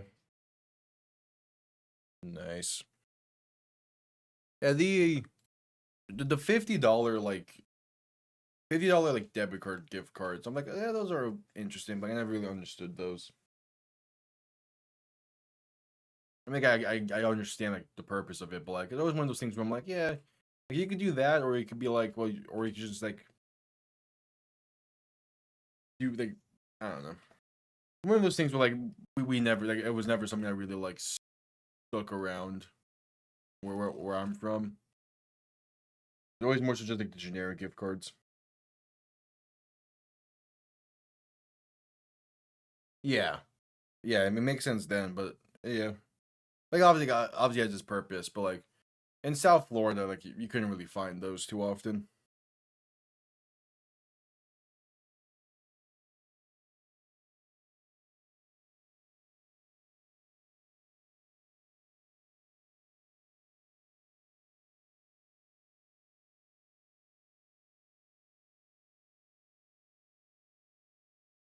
That commercial break.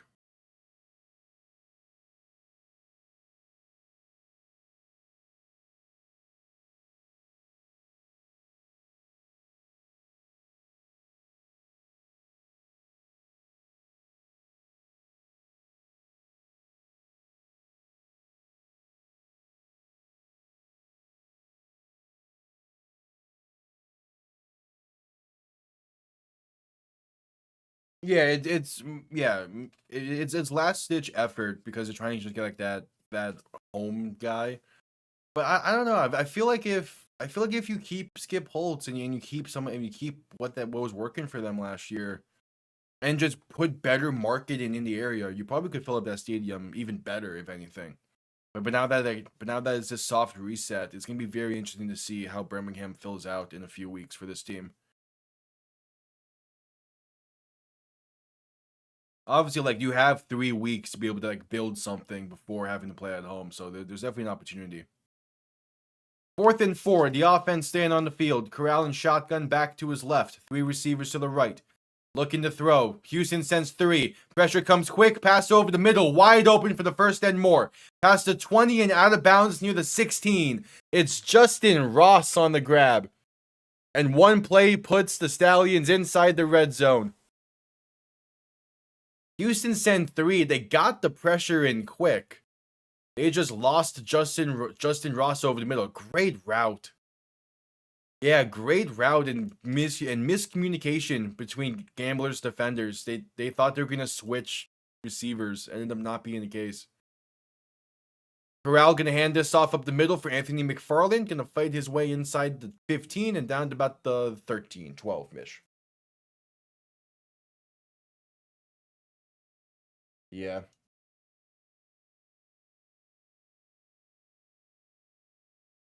Yeah, it's 2nd and 6.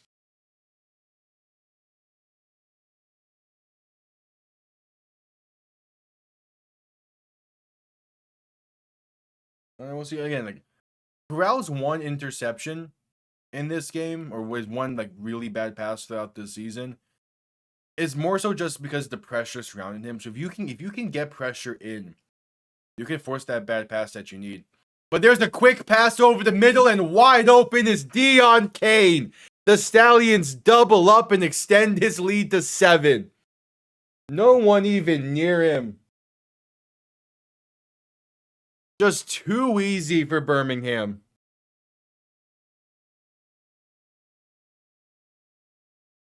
Just too easy. Yeah.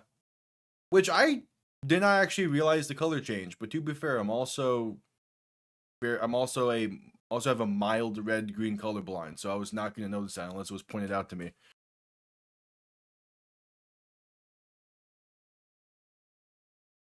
Yeah, again, Matt Corral, he's been solid for Birmingham for the past few years. He's gonna continue being that if given a chance. Yeah, extra point is up and good. I think their home uniforms are the ones I am most interested in to seeing how they are on the field. Because like these away uniforms look nice. I'm very curious about how the home uniforms are gonna look. I'm very curious because like again with studio lighting and all that, it looks a certain way. But when they're in motion on the field, that's gonna be the real test.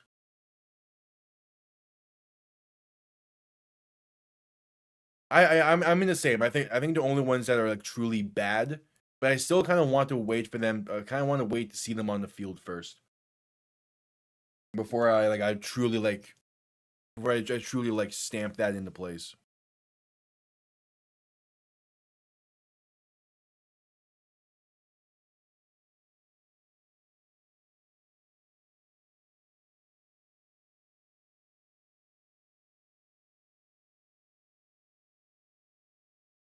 Who's another team's? We're gonna see St. Louis's away uniforms on Tuesday. We haven't seen Orlando's away yet on the field. We're gonna see that next week. And then Dallas, we have to wait one more week, I think, before we see their away uniforms. As it seems like Nolan Henderson going to be taking the field for Houston in the second half. Still no word on Dekkers, it seems. I mean, see if the broadcast is saying anything.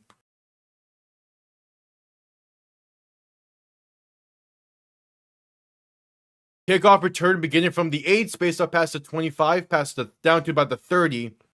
And yeah, Hunter Dekkers at the half was ruled out with a shoulder injury. So it was Nolan Henderson the rest of the way. That's a tough blow to this Houston offense. I guess we'll see what Henderson has in him.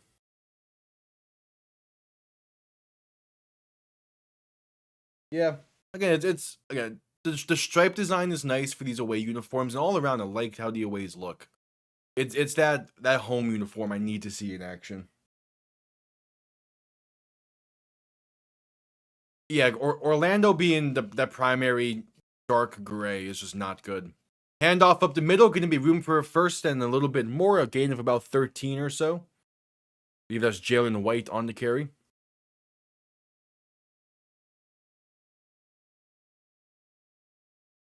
This game is on NFL Network in terms of like TV channels. It's also on ESPN Unlimited. I don't think a lot of people have that. Real quick handoff up the middle, gonna be gain of roughly 5 or 6. Part of it is ESPN has other responsibilities, right? For today that have better priority. So on main ESPN, they're showing Capitals versus Rangers, some hockey action, and then ESPN2, I believe, ESPN2 has something as well. I just can't remember right now. ESPN2 has some championship college stuff there, so that's gonna be a bigger priority. Handoff right side on 2nd and 3, actually gonna get about 3 or 4 there for the first. So it's just there's not an ESPN network that had an opening, and the NFL network has openings aplenty, and that's technically now an ESPN network, so they slotted it in there. I'm really excited for Birmingham St. Louis. That's gonna be a great one. Handoff up the middle once again, gonna be a gain of roughly 4. Jalen White on the carry once again. I imagine there'll be some cheering for McCarron in St. Louis, because it wasn't necessarily the fans that wanted McCarron gone last year. It was just the coaching staff. Henderson in shotgun, back to his left, 2 receiving options to each side. 2nd and 6 from the Birmingham 40. Play action looking to throw. Pressure comes quick, rolling right, buying some time. Pass right side wide open, inside the 25 to 20 and out of bounds at the 16. Jontre Kirkland on the grab. All right, Houston, this offense has wheels to it.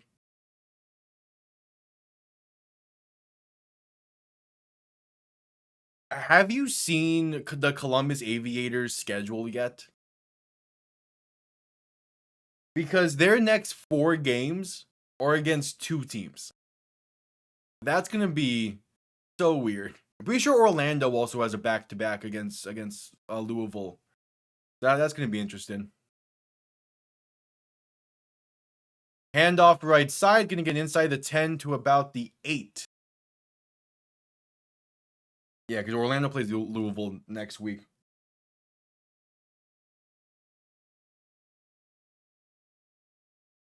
Well, no, so each network gets about both ESPN and Fox get 2 games a week each.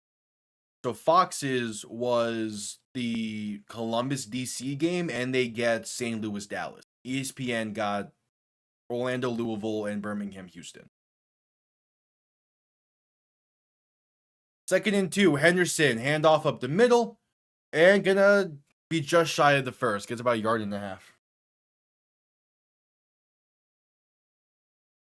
I mean, I'm sure if they could, they wouldn't have made those matchups so close together, but a lot of it is also just stadium availability. So they schedule them in a way to where each team gets 5 home games, which is more than what can be said last year.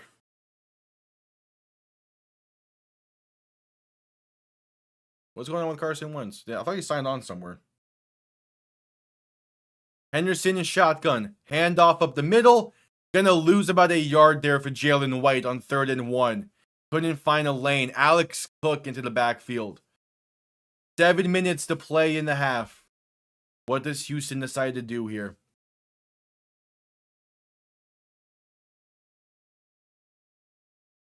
Also, the weather's coming down in Houston now. We got some rain, it seems. At least that one camera angle looked like it. Yeah, no, it's raining in Houston. Out comes the field goal unit. John Hoyland on for the 26-yard kick to put Houston within 2. Not within 2. Within 5. From the right hash, kick is up, and it is good. 6:22 to play in the 3rd quarter.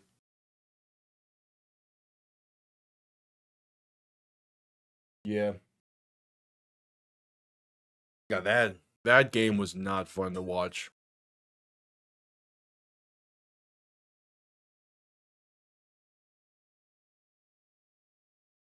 That Vikings Chargers game was just not fun.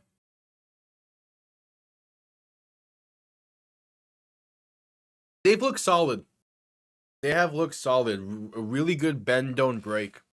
Houston has had 3 drives into the red zone. All of them ended in field goals. Birmingham is known when to lock down. And they've given the offense plenty of chance, and hence the lead. Yeah, the defense has looked good. I mean, it also helps having the fumble on the opening drive that they forced, which was also inside the red zone. So it's 4 red zone trips for Houston, 3 field goals out of them. This Birmingham defense is really showing up again back-to-back weeks. Oh yeah. Yeah. And Birmingham is looking good. I want to see the Stallions succeed because the Stallions need to stay in this league. You can't have spring football without the Stallions. Same way how you can't have spring football without St. Louis. Those 2 are mainstays at this point. And I'll throw DC in there as well because they won championship last year. They've been a fun team to watch throughout spring football. Like, those are the 3 mainstays. I would put Michigan in there as well, but the league has already shown they don't really care. Yeah, so I'm really excited for when Birmingham gets their home opener because I want to see that stadium full.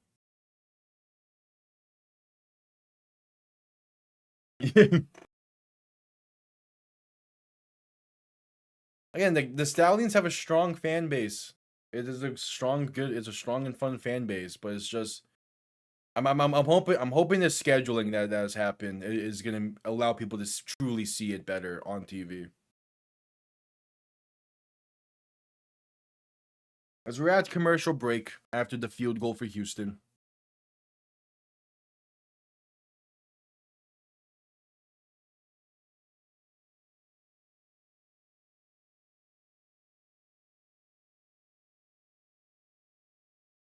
Oh, did he sign? No, he did. Because I know the Raiders just signed Kirk Cousins. Where did Carson Wentz sign? I can find that real quick. I would imagine it's back with Minnesota, but I also would not be surprised if it's elsewhere.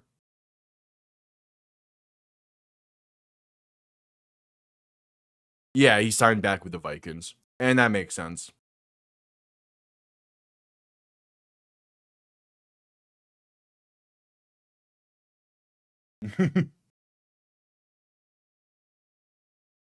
Yeah, I do not blame him for not taking the offer from the Jets. Watching Geno Smith with the Jets next year is going to be comedy. Hopefully not too much of a comedy, though. Allow them to win like 6 games, and that will be fun. Kickoff going to be returned beginning from the 6. Face up past the 25, trying to find space past the 30, 35 past the 40, and down to the 42-ish. They're going to say the 41. Yeah, true. It's like, man, that was... They damn near got him killed in that game. Yeah, it's same here with... It's the same here in Orlando. As I'm in your Orlando area. It's the same here. Like, tickets were reasonable for guys for last night's game. Just people didn't show up. Because the marketing has not been good in the area. Corral and shotgun gonna hand this off up the middle for Snoop Connor. And gonna fight his way to about the 49.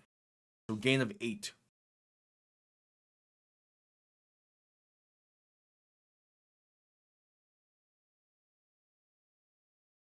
Yeah. Yeah, so with Kyler Murray and McCarthy and now Wentz, like, what happens with Max Brosmer? Like, where is he gonna go? I imagine they would want to keep him on for maybe a year or so, but I mean, there's a real possibility we see him in the spring next year. Corral handoff left side for Connor, and the ball's gonna come loose, but they mark him down by contact first. It's a loss of 2 for the Stallions. So 3rd and 4 coming up. 5.5 to go in the 3rd.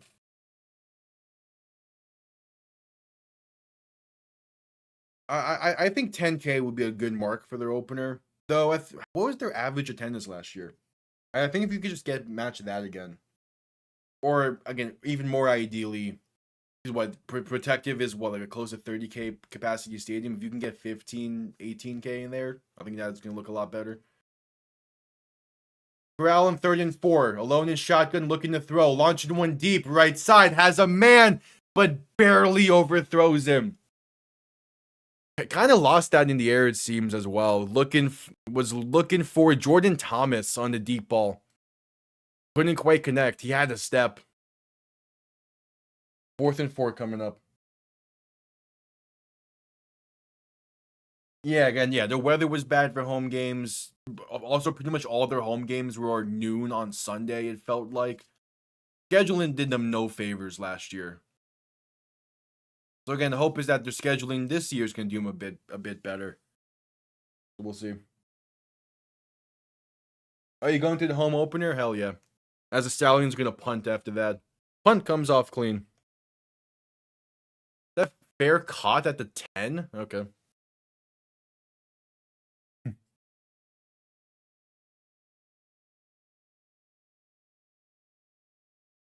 Yeah.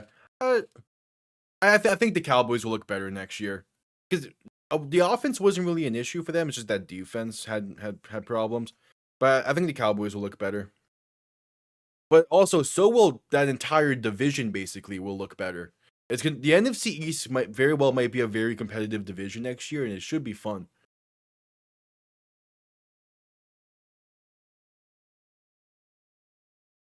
11. I'll need to look at their schedule and their opponents before I decide exactly what I think they'll be. Henderson play action, looking to throw, rolling right, pass right side, wide open with spaces. Kirkland, plenty of room, makes one man miss and fighting forward to about, what's that, the 38 maybe? But nice pickup to begin the drive for Jontre Kirkland. It was the exact yard mark. As they zoomed in on that camera angle.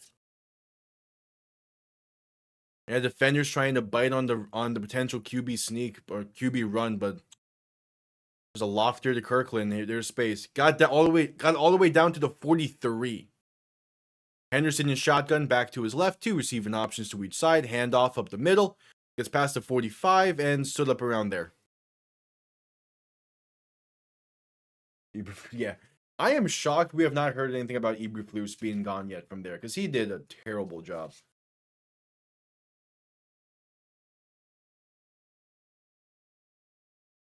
I mean, yeah, they did tie with the Packers last year, so 11-5-1. Why not?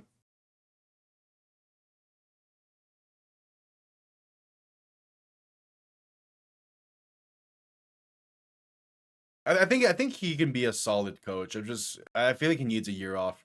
Henderson deep shot left side is well overthrown and incomplete, but there is a penalty down now as well. Was looking for Jalen Moreno Cropper. Imagine it's gonna be a penalty against Birmingham. Yeah, DPI against the Stallions.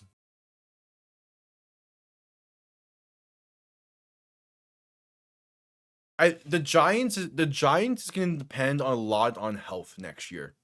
If they can stay healthy, they have talent to be competitive in games, and then from there, like, who knows? But they just need to be healthy. Kind of same goes with the Commanders, but I feel like a lot of the issues Commanders had last year was also just the fact that they overperformed in 2024. A free play here for Houston as they got Birmingham. They got Birmingham to jump. Pass right side going to be a gain of 12. Probably going to decline that offsides. That's the third straight. That's not third straight. That's the third offsides penalty Houston has forced today.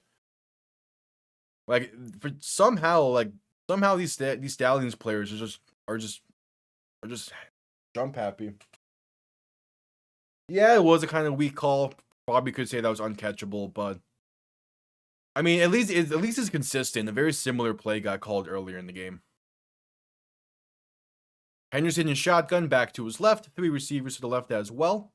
Handoff up the middle. Going to get inside the 25 to about the 23, maybe 24. That is Jalen White on the carry.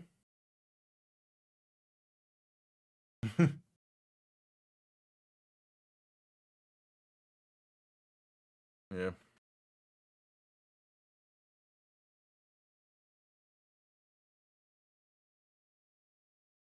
Yeah, like Harbaugh being the coach there makes me feel like that they're gonna be at least a more coherent team. Whether that would actually translate to wins or not, we'll see.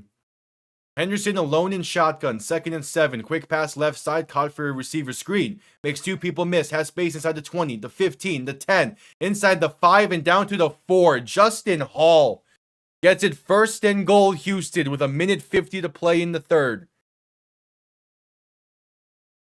All right, hey, Houston is still able to move the ball well in this game. Like, light years better than what they showed last week. Yeah. Anyone specific you're hoping for the Cowboys? Again, I know for Miami, I'm kind of just here for the ride this year.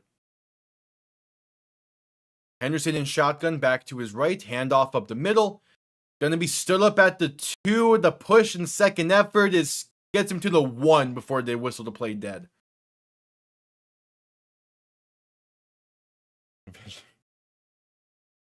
Yeah, but it's and the shorter passes just getting guys into a rhythm, because last year, one, the weather forcing that, and 2, like last week they had to go for it all a lot, and it just was not working for them. Handoff up the middle, gonna lose about 2 for Jalen White, but there is a penalty down here. Penalty towards the end zone. We'll see what this is. TJ Carter was in the backfield for the would-be tackle for loss. It's 12 men on the field for Birmingham. So going to replay 2nd and goal. Yeah, it is starting to downpour in Houston right now. Jeez.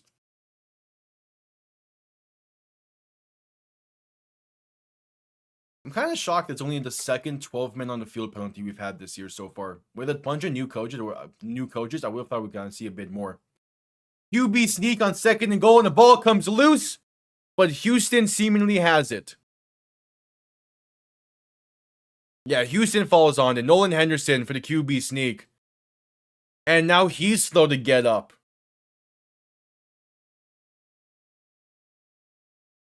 Oh. Yeah, Nolan Henderson slow to get up afterwards. He's in pain. Which means it's Tagovailoa time. I can't escape this. I can't escape.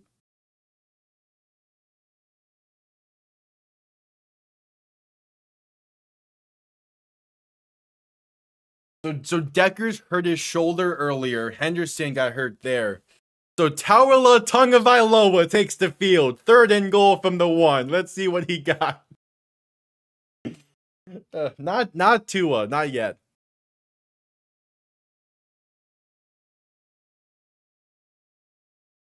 I mean, again, Birmingham's defense has consistently just bent but not break in this game. Like, every time Houston's gotten like, deep into the red zone, they've just locked it in. And they're not going to get this snap off in time. Houston has to burn a timeout. Good to see that the pre-snap issues is not just the two of them. Tua can be a good QB. If he gets the correct team around him and he stays healthy, he can be a really good quarterback. The issue is you need him to stay healthy, and then you need the correct team around him. So we'll see how he does in Atlanta. We'll see if he even wins that QB job between him and Penix. But, like, Tua can be a really good quarterback. It just was not going to work out in Miami, sadly.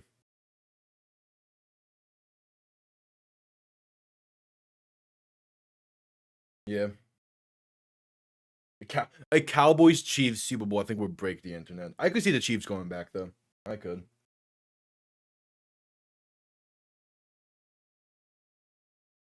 Mainly because, yeah, I think the extra rest that they got this offseason due to not making the playoffs is going to help them massively.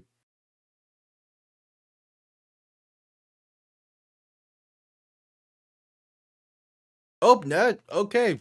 Now all of a sudden, Nolan Henderson's back on the field. Cool, sure.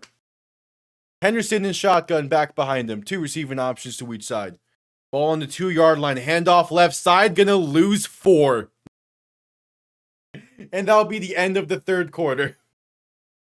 15 minutes remain. Houston still cannot quite find the end zone, despite this being their 5th chance at it in this game. Yeah. Yeah, I don't think anybody necessarily wants the Chiefs to go, but they still very easily could. Well, I think a lot of it will depend on the AFC West as a whole. Because, like, Denver's coming off of a really good year that is going to be curious to see if they can replicate it. The Chargers are still going to be competitive, and then the Raiders are going to be a wild card team with Mendoza. I don't think they'll necessarily like be a playoff team or like win a ton of games, but they're going to put up fights. Yeah, and Chiefs make good moves, yeah. Yeah, Tua's going to help the Falcons. The question is how much. I think the good thing is now your backup is also left-handed, and that's going to help the receivers, and that's going to help the offense for when, if unfortunately one of them goes down. But I think Atlanta is going to be a wild card team. Wild card as in who knows what's going to happen with them. And really the NFC South as a whole. The NFC South is going to be a fun division. Yeah, Birmingham. A lot of this Birmingham defense is what they had last year as well, and what they've had in years past. So I'm not surprised that the D line is playing this well against a Houston offensive line that did struggle, especially in run blocking last week. This is very much Seahawks Colts from last year.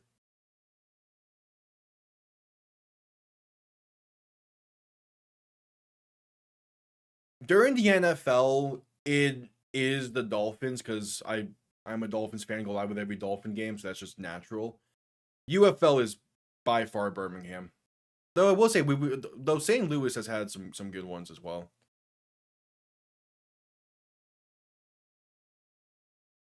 The reports are that Mahomes should be good to go for week 1.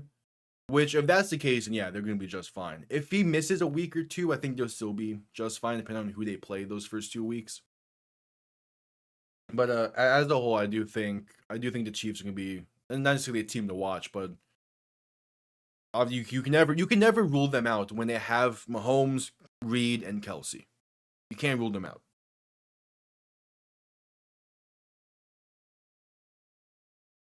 Yeah. It is funny to see like how similar some of these teams are to NFL teams that just you don't really notice it. Is that a new model for Smokey the Bear? Smokey Bear for the no duh in it. All right, back from commercial break. On is John Hoyland for the field goal try. A 26-yard kick, no 24-yard kick from the left hash. The Saints running back room with Etienne and Kamara is going to be interesting. I'm curious what kind of role Alvin Kamara is going to have. And 24-yard kick from the left hash. It is up and it is right down the middle. 2-point Birmingham lead.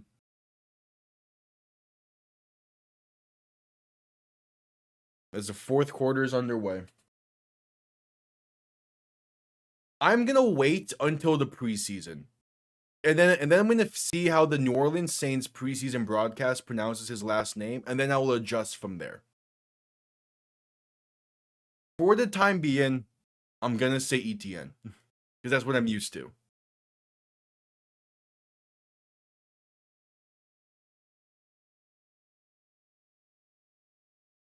And then because also by that time I'll have a pronunciation guide for the Saints, so I'll be able to actually read the phonics spelling and figure out like the exact.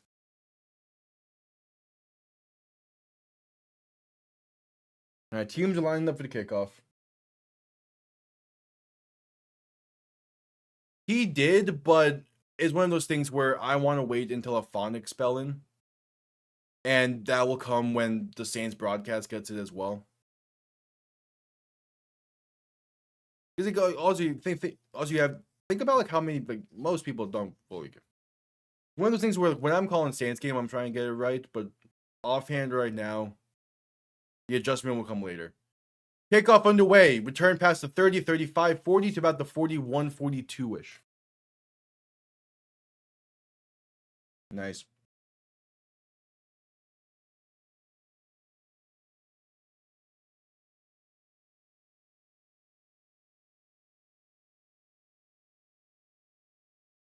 All right, so Birmingham going to begin this drive from the 41.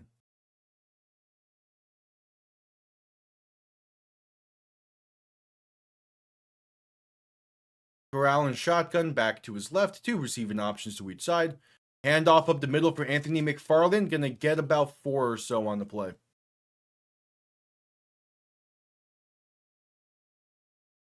I don't know with Ty Simpson. I guess I could see him going late first, early second. I definitely said I don't see him going later than the 3rd round. Like he's gonna be drafted in either day 1 or day 2. Just exactly where, no idea. This is such a weird draft season. Corral looking to throw, pass right side's intercepted.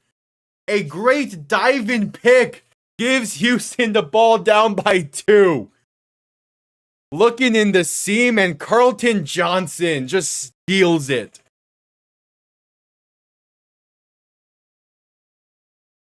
That's an insane pick.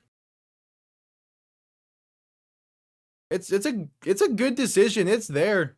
Looking for John Ross, but just that's some good heads-up football for Carlton Johnson. Yeah, he just straight up steals that ball. Oh, that's the wrong thing. Again, Ty Simpson, late first, second round, somewhere around that. I don't know. The exact stuff is not where I go. I just more so have like range feels. Henderson in shotgun, 3 receivers to the right, looking to throw. Quick pass left side, dropped incomplete. Good coverage there against Jalen White. 2nd and 10 coming up.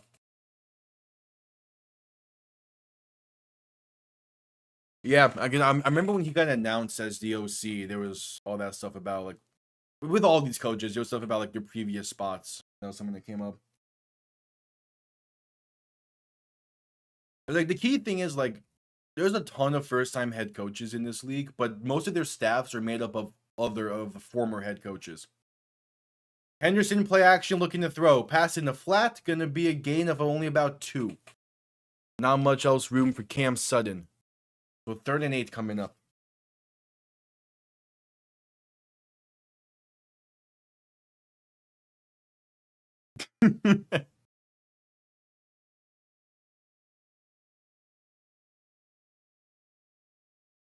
Alright, I'd say 3rd and 9, more so like a 3rd and 8 or so.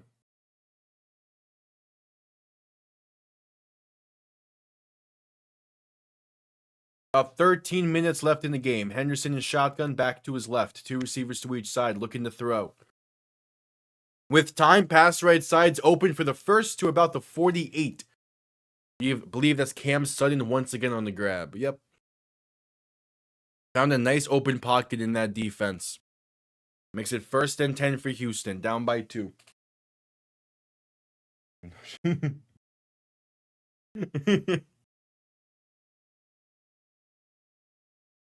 Henderson in shotgun, back to his left. 3 receivers to the left as well. Going to hand this off up the middle, and that's about a yard or so. Yeah. Animals are great. I've never, like, myself had a pet. Or, like, I mean, like, obviously pet goldfish and stuff, but, like, I never really had a pet, but, like, we've been, like, the go-to pet sitters for my family, so we've basically have had pets before. And they're always great. Henderson in shotgun, back to his left. 2nd and 9, going to hand this off up the middle. Phase past midfield and diving forward to about the 45 or so. Marcus Yarns on the carry. Going to make it a 3rd and short.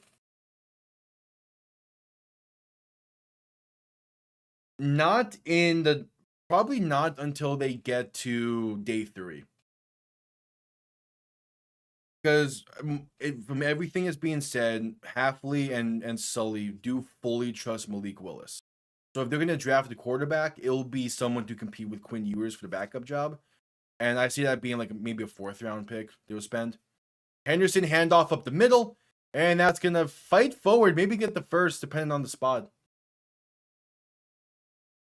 I see it more so where they're going to ride Malik Willis for this year, see how he does. And then based on where they finish, then they'll maybe draft the 1st round quarterback next year. But I think this year is you have 11 picks in the top 100. You have to use those to build around Willis and build around whoever's going to be the quarterback next year. Henderson handoff up the middle, going to be a gain of 2 or so for Jalen White. Yeah, they're going to pick a receiver at some point. Offensive line, I think they're going to try and get someone in at both positions on the right side of the line, guard and tackle. And then they just fell out the defense from there. Because the secondary needs a lot of help in Miami. Henderson to throw in 2nd and 7. Pass over the middle is incomplete. Through the hands of Jalen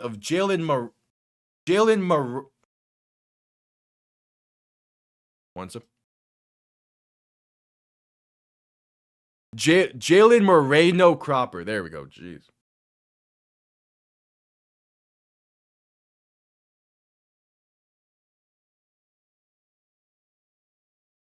Just couldn't get it out for some reason.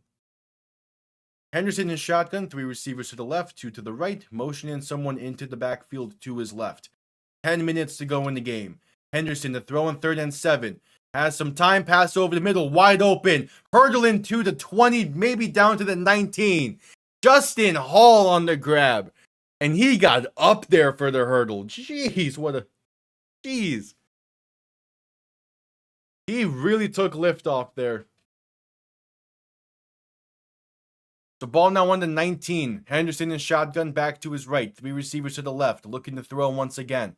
Has some time, pass for the end zone, is overthrown and incomplete. Out the back of the end zone.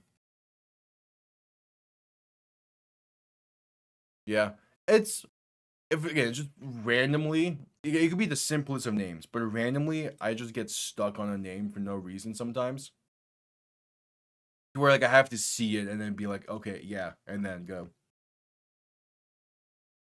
Holden against Birmingham is the call on that play. So 5 yards and automatic first. Okay. Did not see it during the play because the camera was nowhere near. All right, let's see this. They're gonna say Holden out the backfield on the swing route. Oh yeah, he gets a bit of the collar. Okay. So 1st and 10 from the 14. Henderson alone in shotgun. 3 receivers to the left, 2 to the right. Looking to throw. Pass left side, going to be caught inside the 10 and get down to about the 6. Cam Sutton on the grab once again. 1st and goal coming up for Houston. It was 1st and 5 there. I mean, you're right back to inside the 10. At some point, you need to be able to punch this in. You can't go 0 for 5 on on red zone trips. Henderson in shotgun, 3 receiving options to the right, 2 to the left. Ball on the 6-yard line. Henderson to throw, stepping up, rolling left, trying to keep it himself. The shovel pass forward is going to be incomplete, and there's some pushing and shoving going after the play as well. Looking for Jalen White, he caught it but out of bounds. 8.5 to go in the game. 2nd and goal coming up.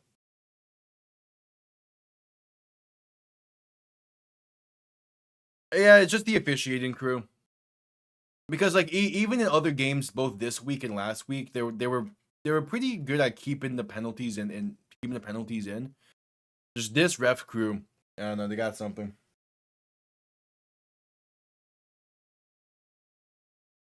Henderson in shotgun back to his left, handoff up the middle, gonna be stood up at the line of scrimmage for no gain. You cannot run on this Birmingham defense at all.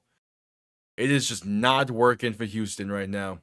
Deontay Johnson on tackles. 3rd and goal coming up.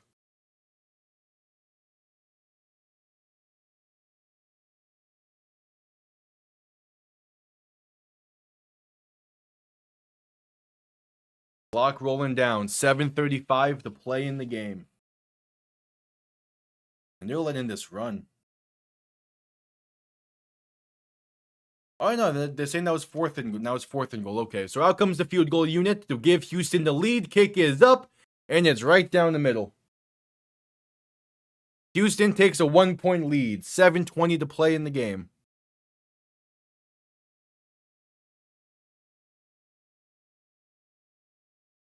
Yeah, the Birmingham D line is playing out of their mind. It's a large reason why this is just a 1-point game.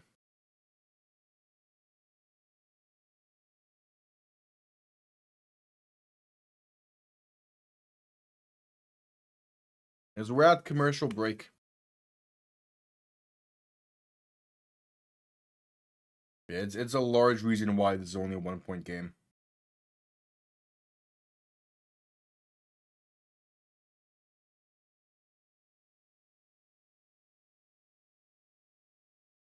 But we'll see. Again, with the weather coming, it is downpouring in Houston right now.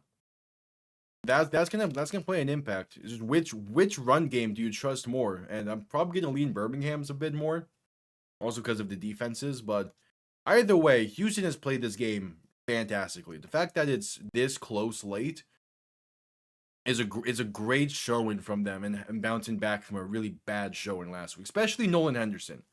Nolan Henderson played terribly last week, but he's come in this week in relief of Dekkers and really showed up.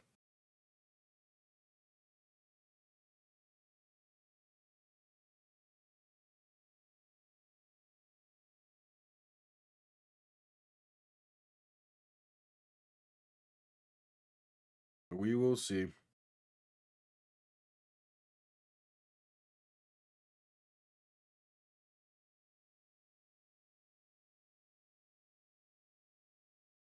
We will see.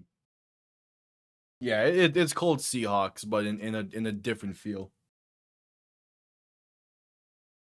Jason, The difference is Jason Myers was hidden from distance in that game. All of these kicks have been from within 30. Like, these have not been long kicks. I think he had one from 31. That was the long today.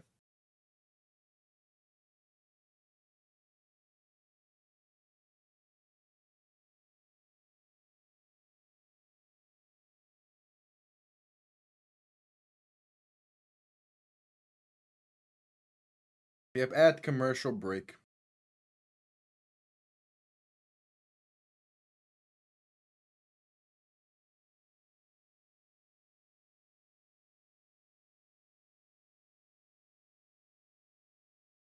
It is a bit much, but part of that is because part of it is they probably did not want to schedule Birmingham at all Sunday at noon, and that was just the most open times that they had early on in the season. So because they wanted to give Birmingham every chance possible at having good attendance, it forced the scheduling to be a bit weird. But hey, at least they have 5 home games. San Antonio only had 4 last year.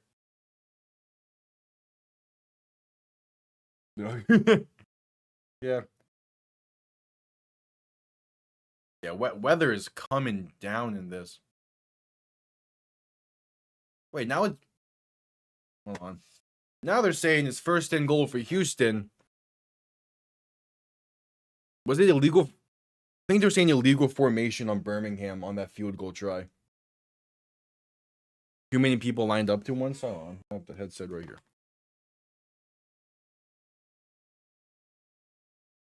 So Henderson in shotgun, back to his left, three receiving options to the right. 1st and goal. Henderson rolling right, looking to throw. Pass, end zone, incomplete. All right, what was the ruling? I might honestly say screw away this rest of the game to make sure I'm up with stuff.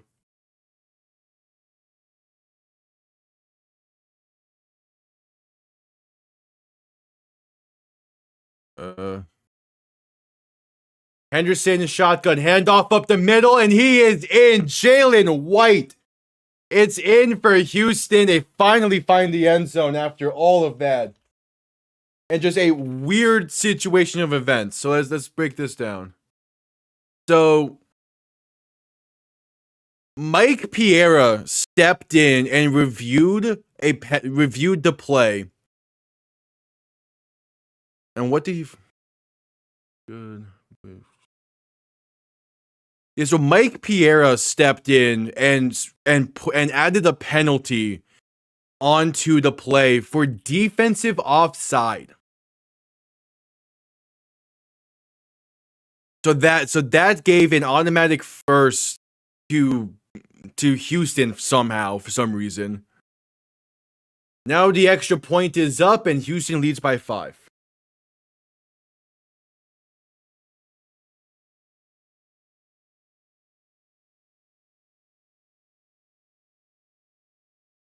I can partially understand written for other languages, but in terms of speaking, I only speak Spanish. I only speak English. Yeah.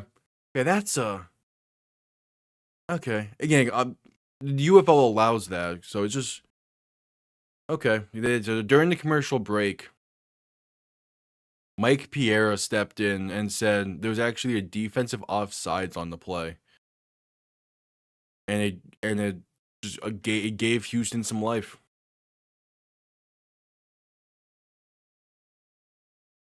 Wow. All right, now we're at commercial break again. Yeah, so during the commercial break, after the initial field goal try, Mike Piera stepped in from the replay center to review a potential penalty on the Stallions, which the UFL allows that, so that way to make sure to get all the calls right. It happened last year in favor of Birmingham in the game against Arlington for a different penalty. So Piera stepped in and found that there was a defensive offside against Birmingham. So then Houston accepted the penalty and had 1st and goal, in which they just punched it in. It does kind of feel that way, but it's all around. It's just that's a weird thing that's weird to have happen in this game. Because that's a massive, like that's a game changing penalty to just throw in there. Now it would have been different if Houston themselves challenged it, but it would have felt different. But because it was Pierre stepping in by the way, the first time that's happened this year, you have the replay of you have the main replay head stepping in. Probably won't be the last. But like it's just it's weird.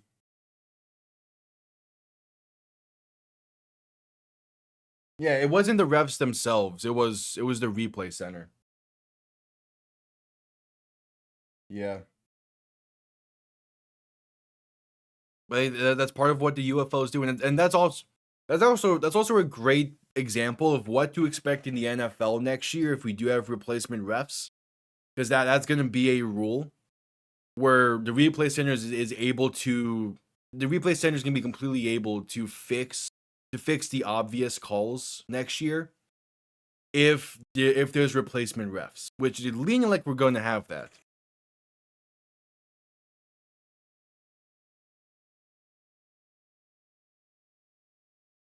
That just gave me an idea of what to say if Houston hangs on. I have an idea of what to say now for the win. Also, did I give them their timeouts back after the half? I don't think I did. Get me to the broadcast before I add those back.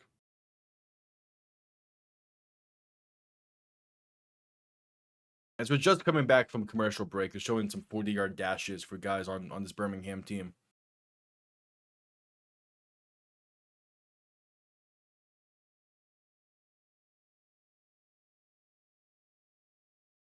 As this Birmingham offense going to be playing with a deficit for the first time in a while. And first time this half at the very least.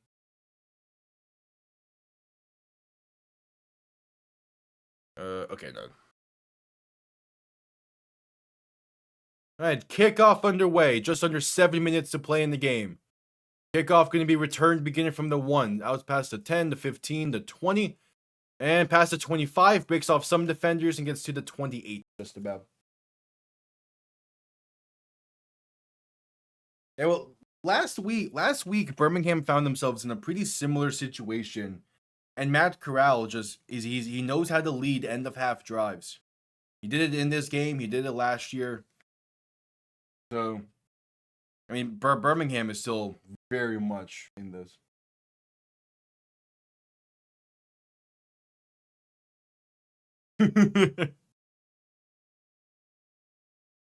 Yeah, still like having that many failed trips in the red zone is tough for future games. Corral handoff up the middle, going to be a gain of about 2 for Snoop Connor. 2nd and 8 coming up. 6:35 in counting. Going to need a good drive here from Birmingham. They have not found the end zone since the opening drive of the half.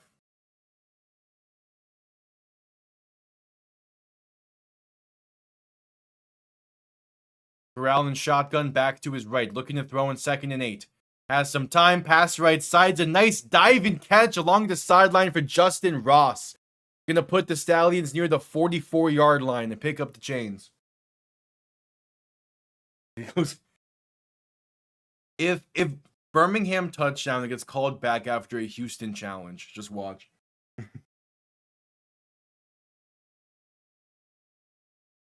Corral and shotgun back to his right, 3 receivers to the left. Handoff up the middle once again. Going to be Snoop Connor for a gain of about 2 or 3. 5:40 to go in the game and counting.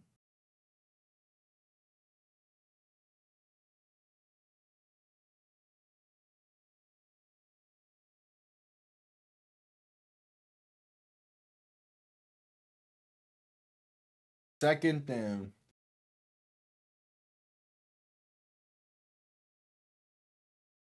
Corral and shotgun back to his left. 3 receivers to the right. Looking to throw once again. Corral with some time. Pass over the middle is caught with space. Down to about the 35 is Jaden Mickens on the grab. And hey, Birmingham moving so far.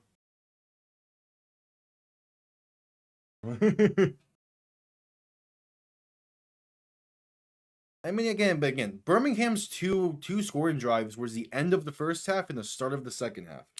Aside from that, Houston's defense has been stand out. Ball on the 34-yard line of Houston. Corral and shotgun gonna hand this off up the middle. Connor breaks off one defender, trying to find space.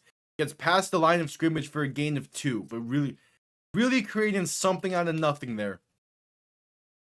All right, just past the 4.5-minute mark remaining in this game. 2nd and 8 coming up.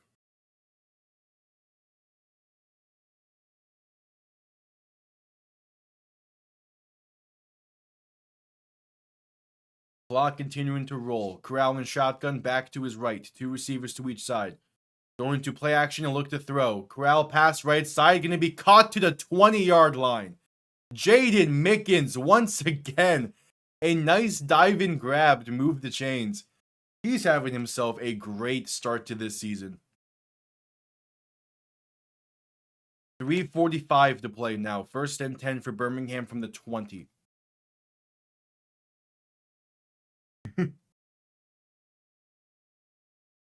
Birmingham knows how to lock in offensively. It's weird. If only they can do that for a full 60.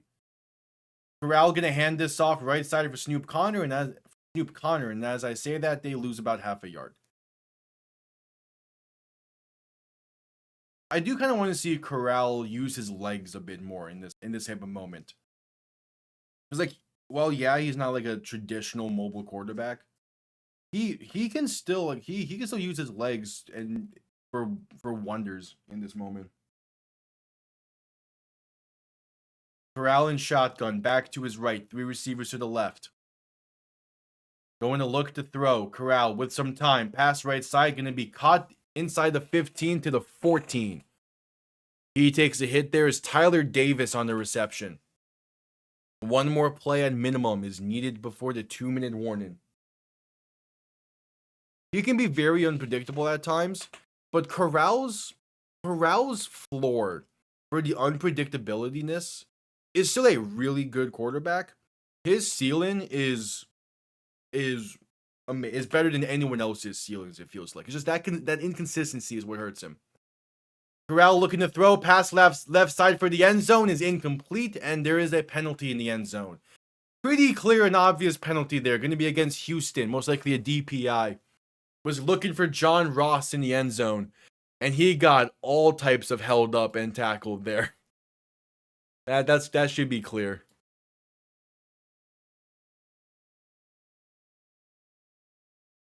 Yep, defensive pass interference is the call. And it'll be placed at the 1-yard line. So 1st and goal from the 1 for Birmingham. Gonna have 3-4 tries to retake the lead.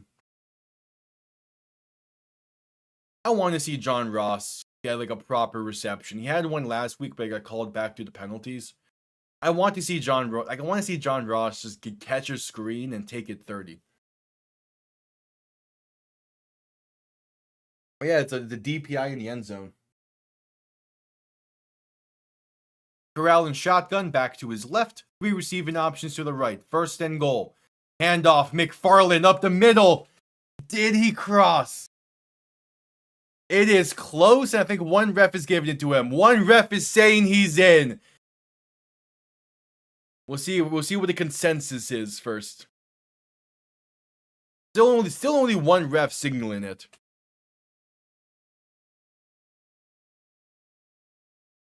All right, now it's official. They're giving it to him. Touchdown Birmingham. Took him long enough to confirm that.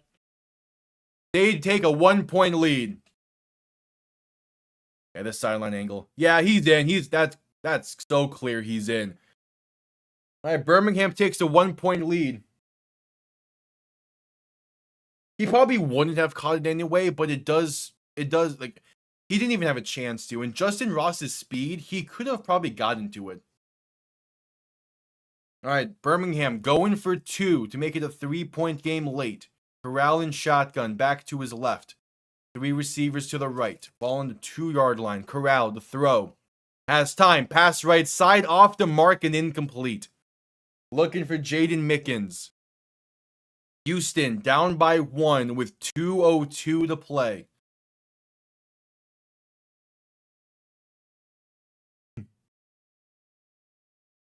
It's going to be down to this defense now. Yeah, too far outside for Mickens. He takes a hit there as well. Quinton Newsome lays a nice hit on him. Argument that it probably could have been a little late, but nah, they're saying it's clean. All right, 2 timeouts for Houston. Only need a field goal. But again, the question is just how much do you trust this kicker? Especially in these weather conditions. Yeah, no, Mickens is fine. He was up instantly. He's gonna be fine. He got hit more so in the back than anything.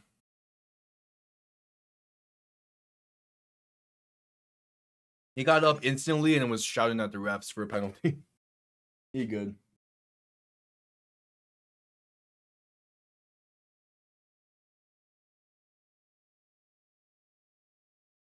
All right, kickoff underway.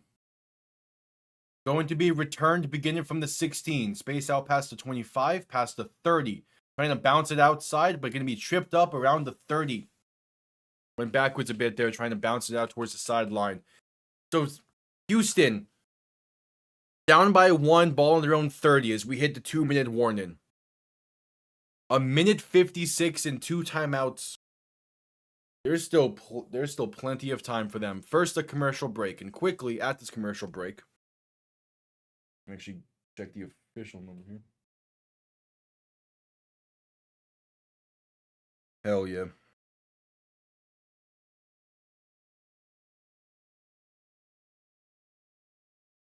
Where are we at? Yeah, so quickly, we're slowly approaching 600 subscribers. So if you're new, subscribe. Be greatly appreciated. Going live with basically every single UFL game this season, 42 of the 43 total. There's one I'm going to have to miss, unfortunately. But still, 42 of 43 is not bad. When the NFL rolls around as well, I'll be live with roughly 5 games a week. Every single primetime game, every single Dolphin game. And then depending on the NFL scheduling, a few games sprinkled around here and there. Subscribe. So subscribe. It'd be greatly appreciated. Final 2 minutes from Houston coming up here soon. First, a Chipotle commercial. Oh, that's cute. Nice. I'm definitely more so a dog person, but I could still respect. I still have respect for cats.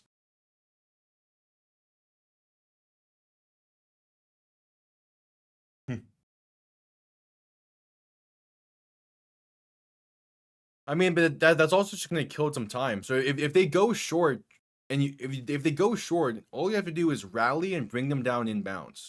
You can give up 4 yards consistently and be fine in this. Because they probably need to get pretty deep into your own territory.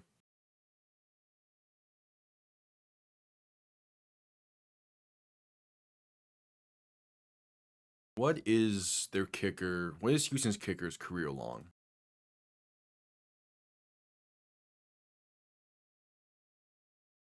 I want to say it's like 52 or something from college, but I don't.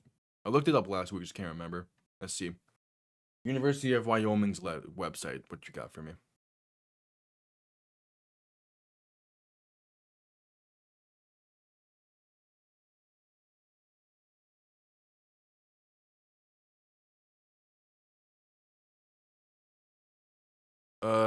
No, here we go. Oh, career long's 56, but that was also during his time in Wyoming.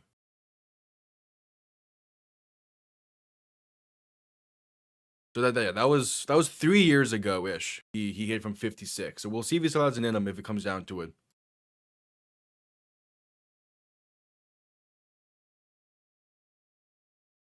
Oh, of any game though that ended in a 4-point field goal, it probably won't be until it probably won't be DC is the most likely team to win a game on a 4-point field goal because they're the most likely team to hit a 4-point field goal. They've already have once this season. All right, just coming back from commercial break. Henderson in shotgun, back to his left. 3 receivers to the left as well. Henderson going to look to throw. Pressure comes quick. Dump off left side. Has space for Marcus Yarns, and he gets out of bounds after a gain of 4. All right, not bad. Getting out of bounds means that's a play in positive for Houston. Oh yeah, like if it comes down to it, we're going to see a 4-point field goal in this game.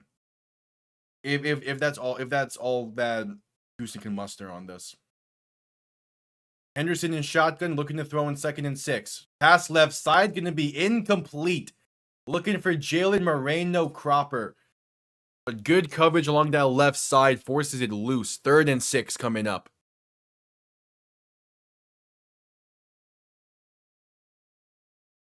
That was Mario Goodrich in coverage. So 3rd and 6. Henderson alone in shotgun. 3 receivers to the left, 2 to the right. Motioning someone into the backfield to his right. Going to look to throw. Birmingham sends 3. Dump off right side is incomplete. Looking for Marcus Yarns on the check down.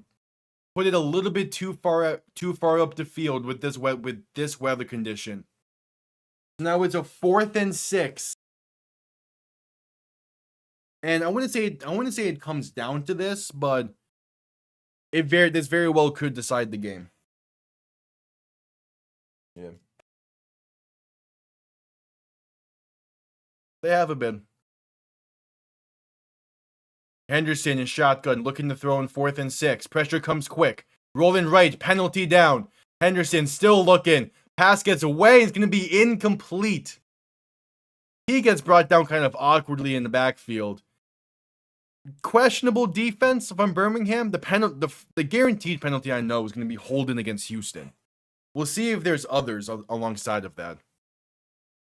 One ref has his hat off.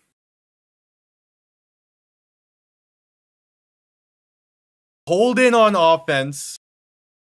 And a horse collar tackle against Birmingham. Offsetting penalties. Replay 4th and 6. We have a hold-in against Houston and a horse collar tackle against Birmingham. So Houston gets 1 more breath of life. Unless they can get 6 yards. Yeah, the hold-in was clear against Houston. And the horse collar is also very obvious against Birmingham. Yeah, those are 2 clear penalties.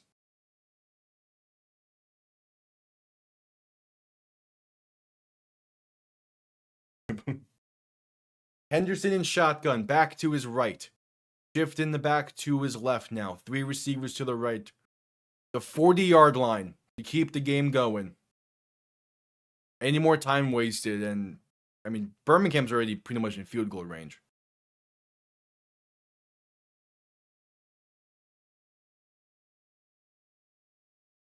There's a brief stoppage here. Not sure what for.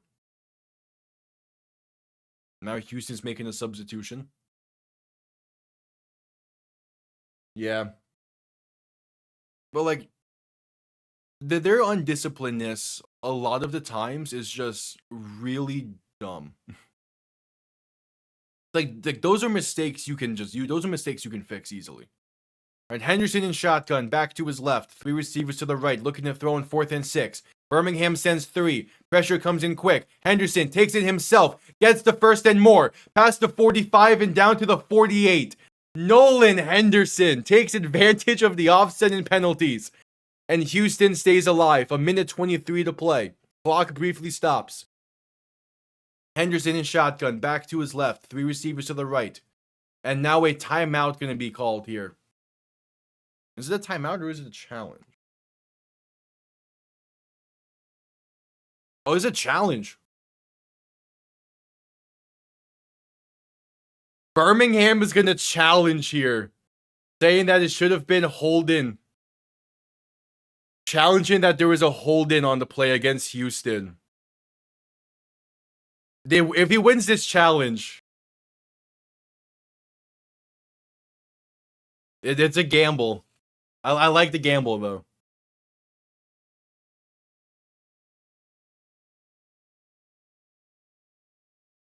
Yeah, yeah. I get it. If they call this, I get it. Birmingham wins the challenge. Yeah, it's clear. He fully turned. Yeah, yeah. AJ McCarron. Hey, 2-0 most likely now to begin his coaching career. Hell yeah, man. That's a heads up challenge.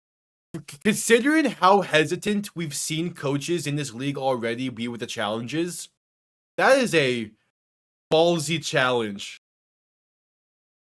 And it really paid off. Well, it would be a 4th and 16. So they add the penalty to the play. It's 4th and 16 for Houston.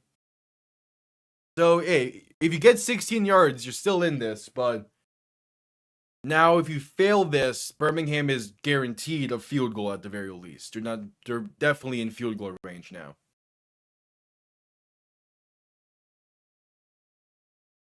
Ball on their own 26-yard line for Houston.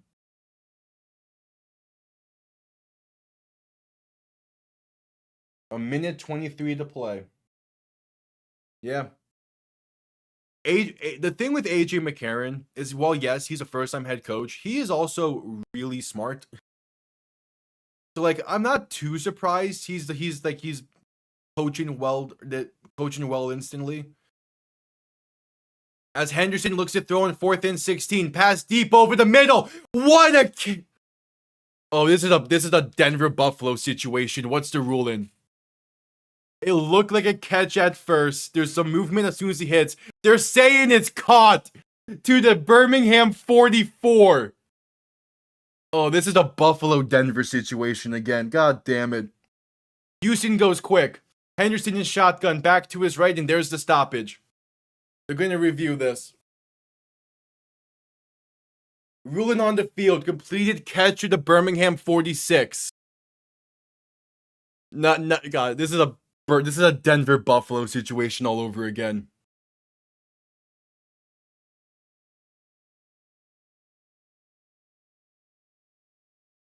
That's it. And great throw from Nolan Henderson. That has potential to be a great catch from, I believe, Armani Rogers.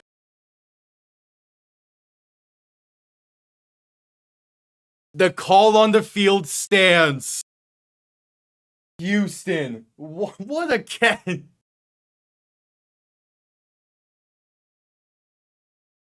A minute 16 to play.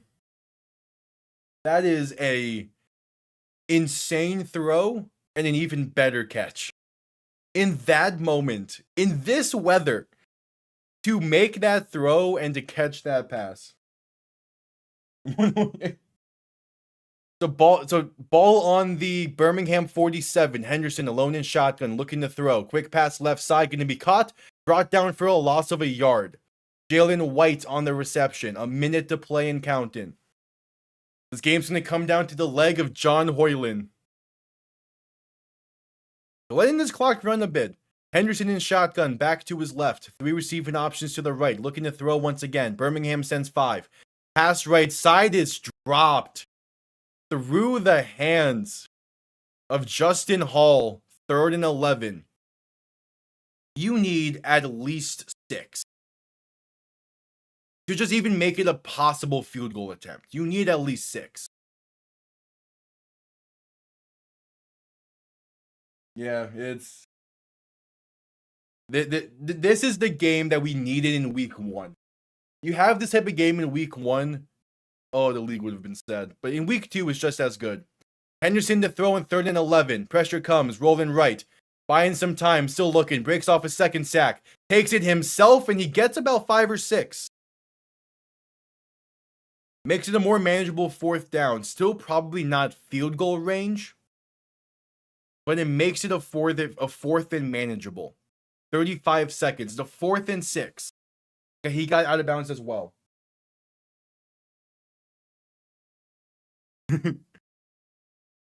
All right, yeah. Now this is for sure for the game. 4th and 6. Henderson in shotgun, back to his left. 3 receiving options to the left as well. Looking to throw. Pressure comes quick. Henderson pass right side is incomplete. And no penalties. Looking for Jalen Moreno Cropper. But couldn't hang on through some serious contact by Stephen Gilmore. And now Houston, in a last ditch of desperation, is going to challenge this, I assume. Houston's going to challenge for DPI. It's a desperation challenge. Because it would have been like a 66-yard kick. It would have been too long. It would have been too long to kick it from there. Oh, he gets there a bit early. Hold on. Piera, what you give? What you got here? Yeah, he gets there a bit early, but is it early enough?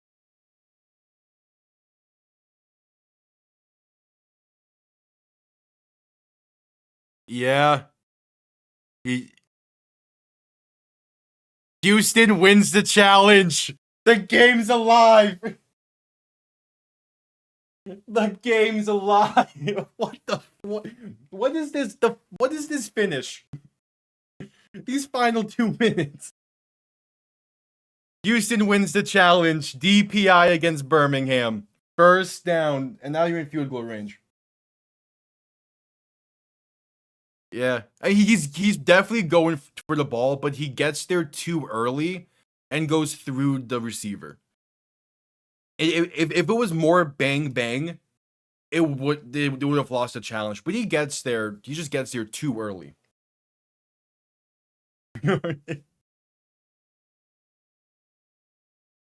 So ball's on the Birmingham 38. It still would be a career long. You probably need about like two or so more yards. Henderson in shotgun, back to his left. Handoff right side, inside the 35. Gonna fight his way to the 32 for Jalen White. And a timeout. I'm gonna let the clock run a bit here. It's gonna be a long field goal try, no matter what.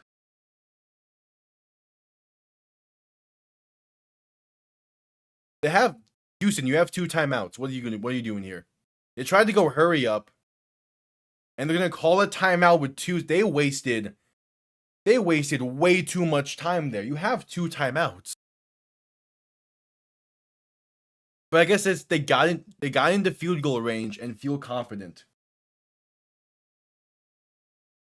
I get feeling it's a bit iffy, but that's one where in the NFL, yeah, that's 50-50. But since they're able to challenge for a penalty specifically here, that's going to be called more often than not because it wasn't bang bang. But yeah, in the NFL, that's definitely 50-50. And this same thing happened at the end of the first half with Houston. They do not know how to call timeouts.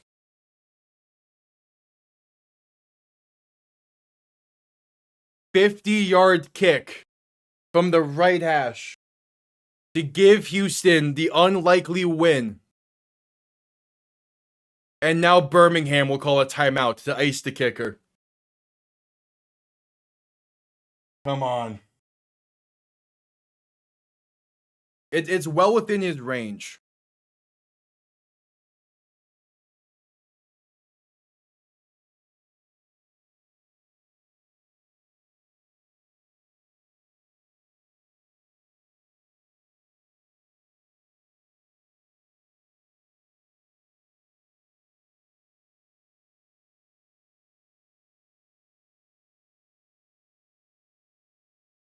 All right, so after the Birmingham timeout, all comes down to the leg of John Hoyland, the former Wyoming kicker. 50 yards out, the right hash. 7.5-point underdogs entering this game. Snap good, hold good, kick up, and it is right down the middle. The Houston Gamblers. They pull off the insane upset and beat the Birmingham Stallions at the buzzer. The house always wins. What a game for Houston. They looked so much better the entire game compared to what they did last week. Nolan Henderson might have just won his starting job back. He played great in relief for Hunter Dekkers.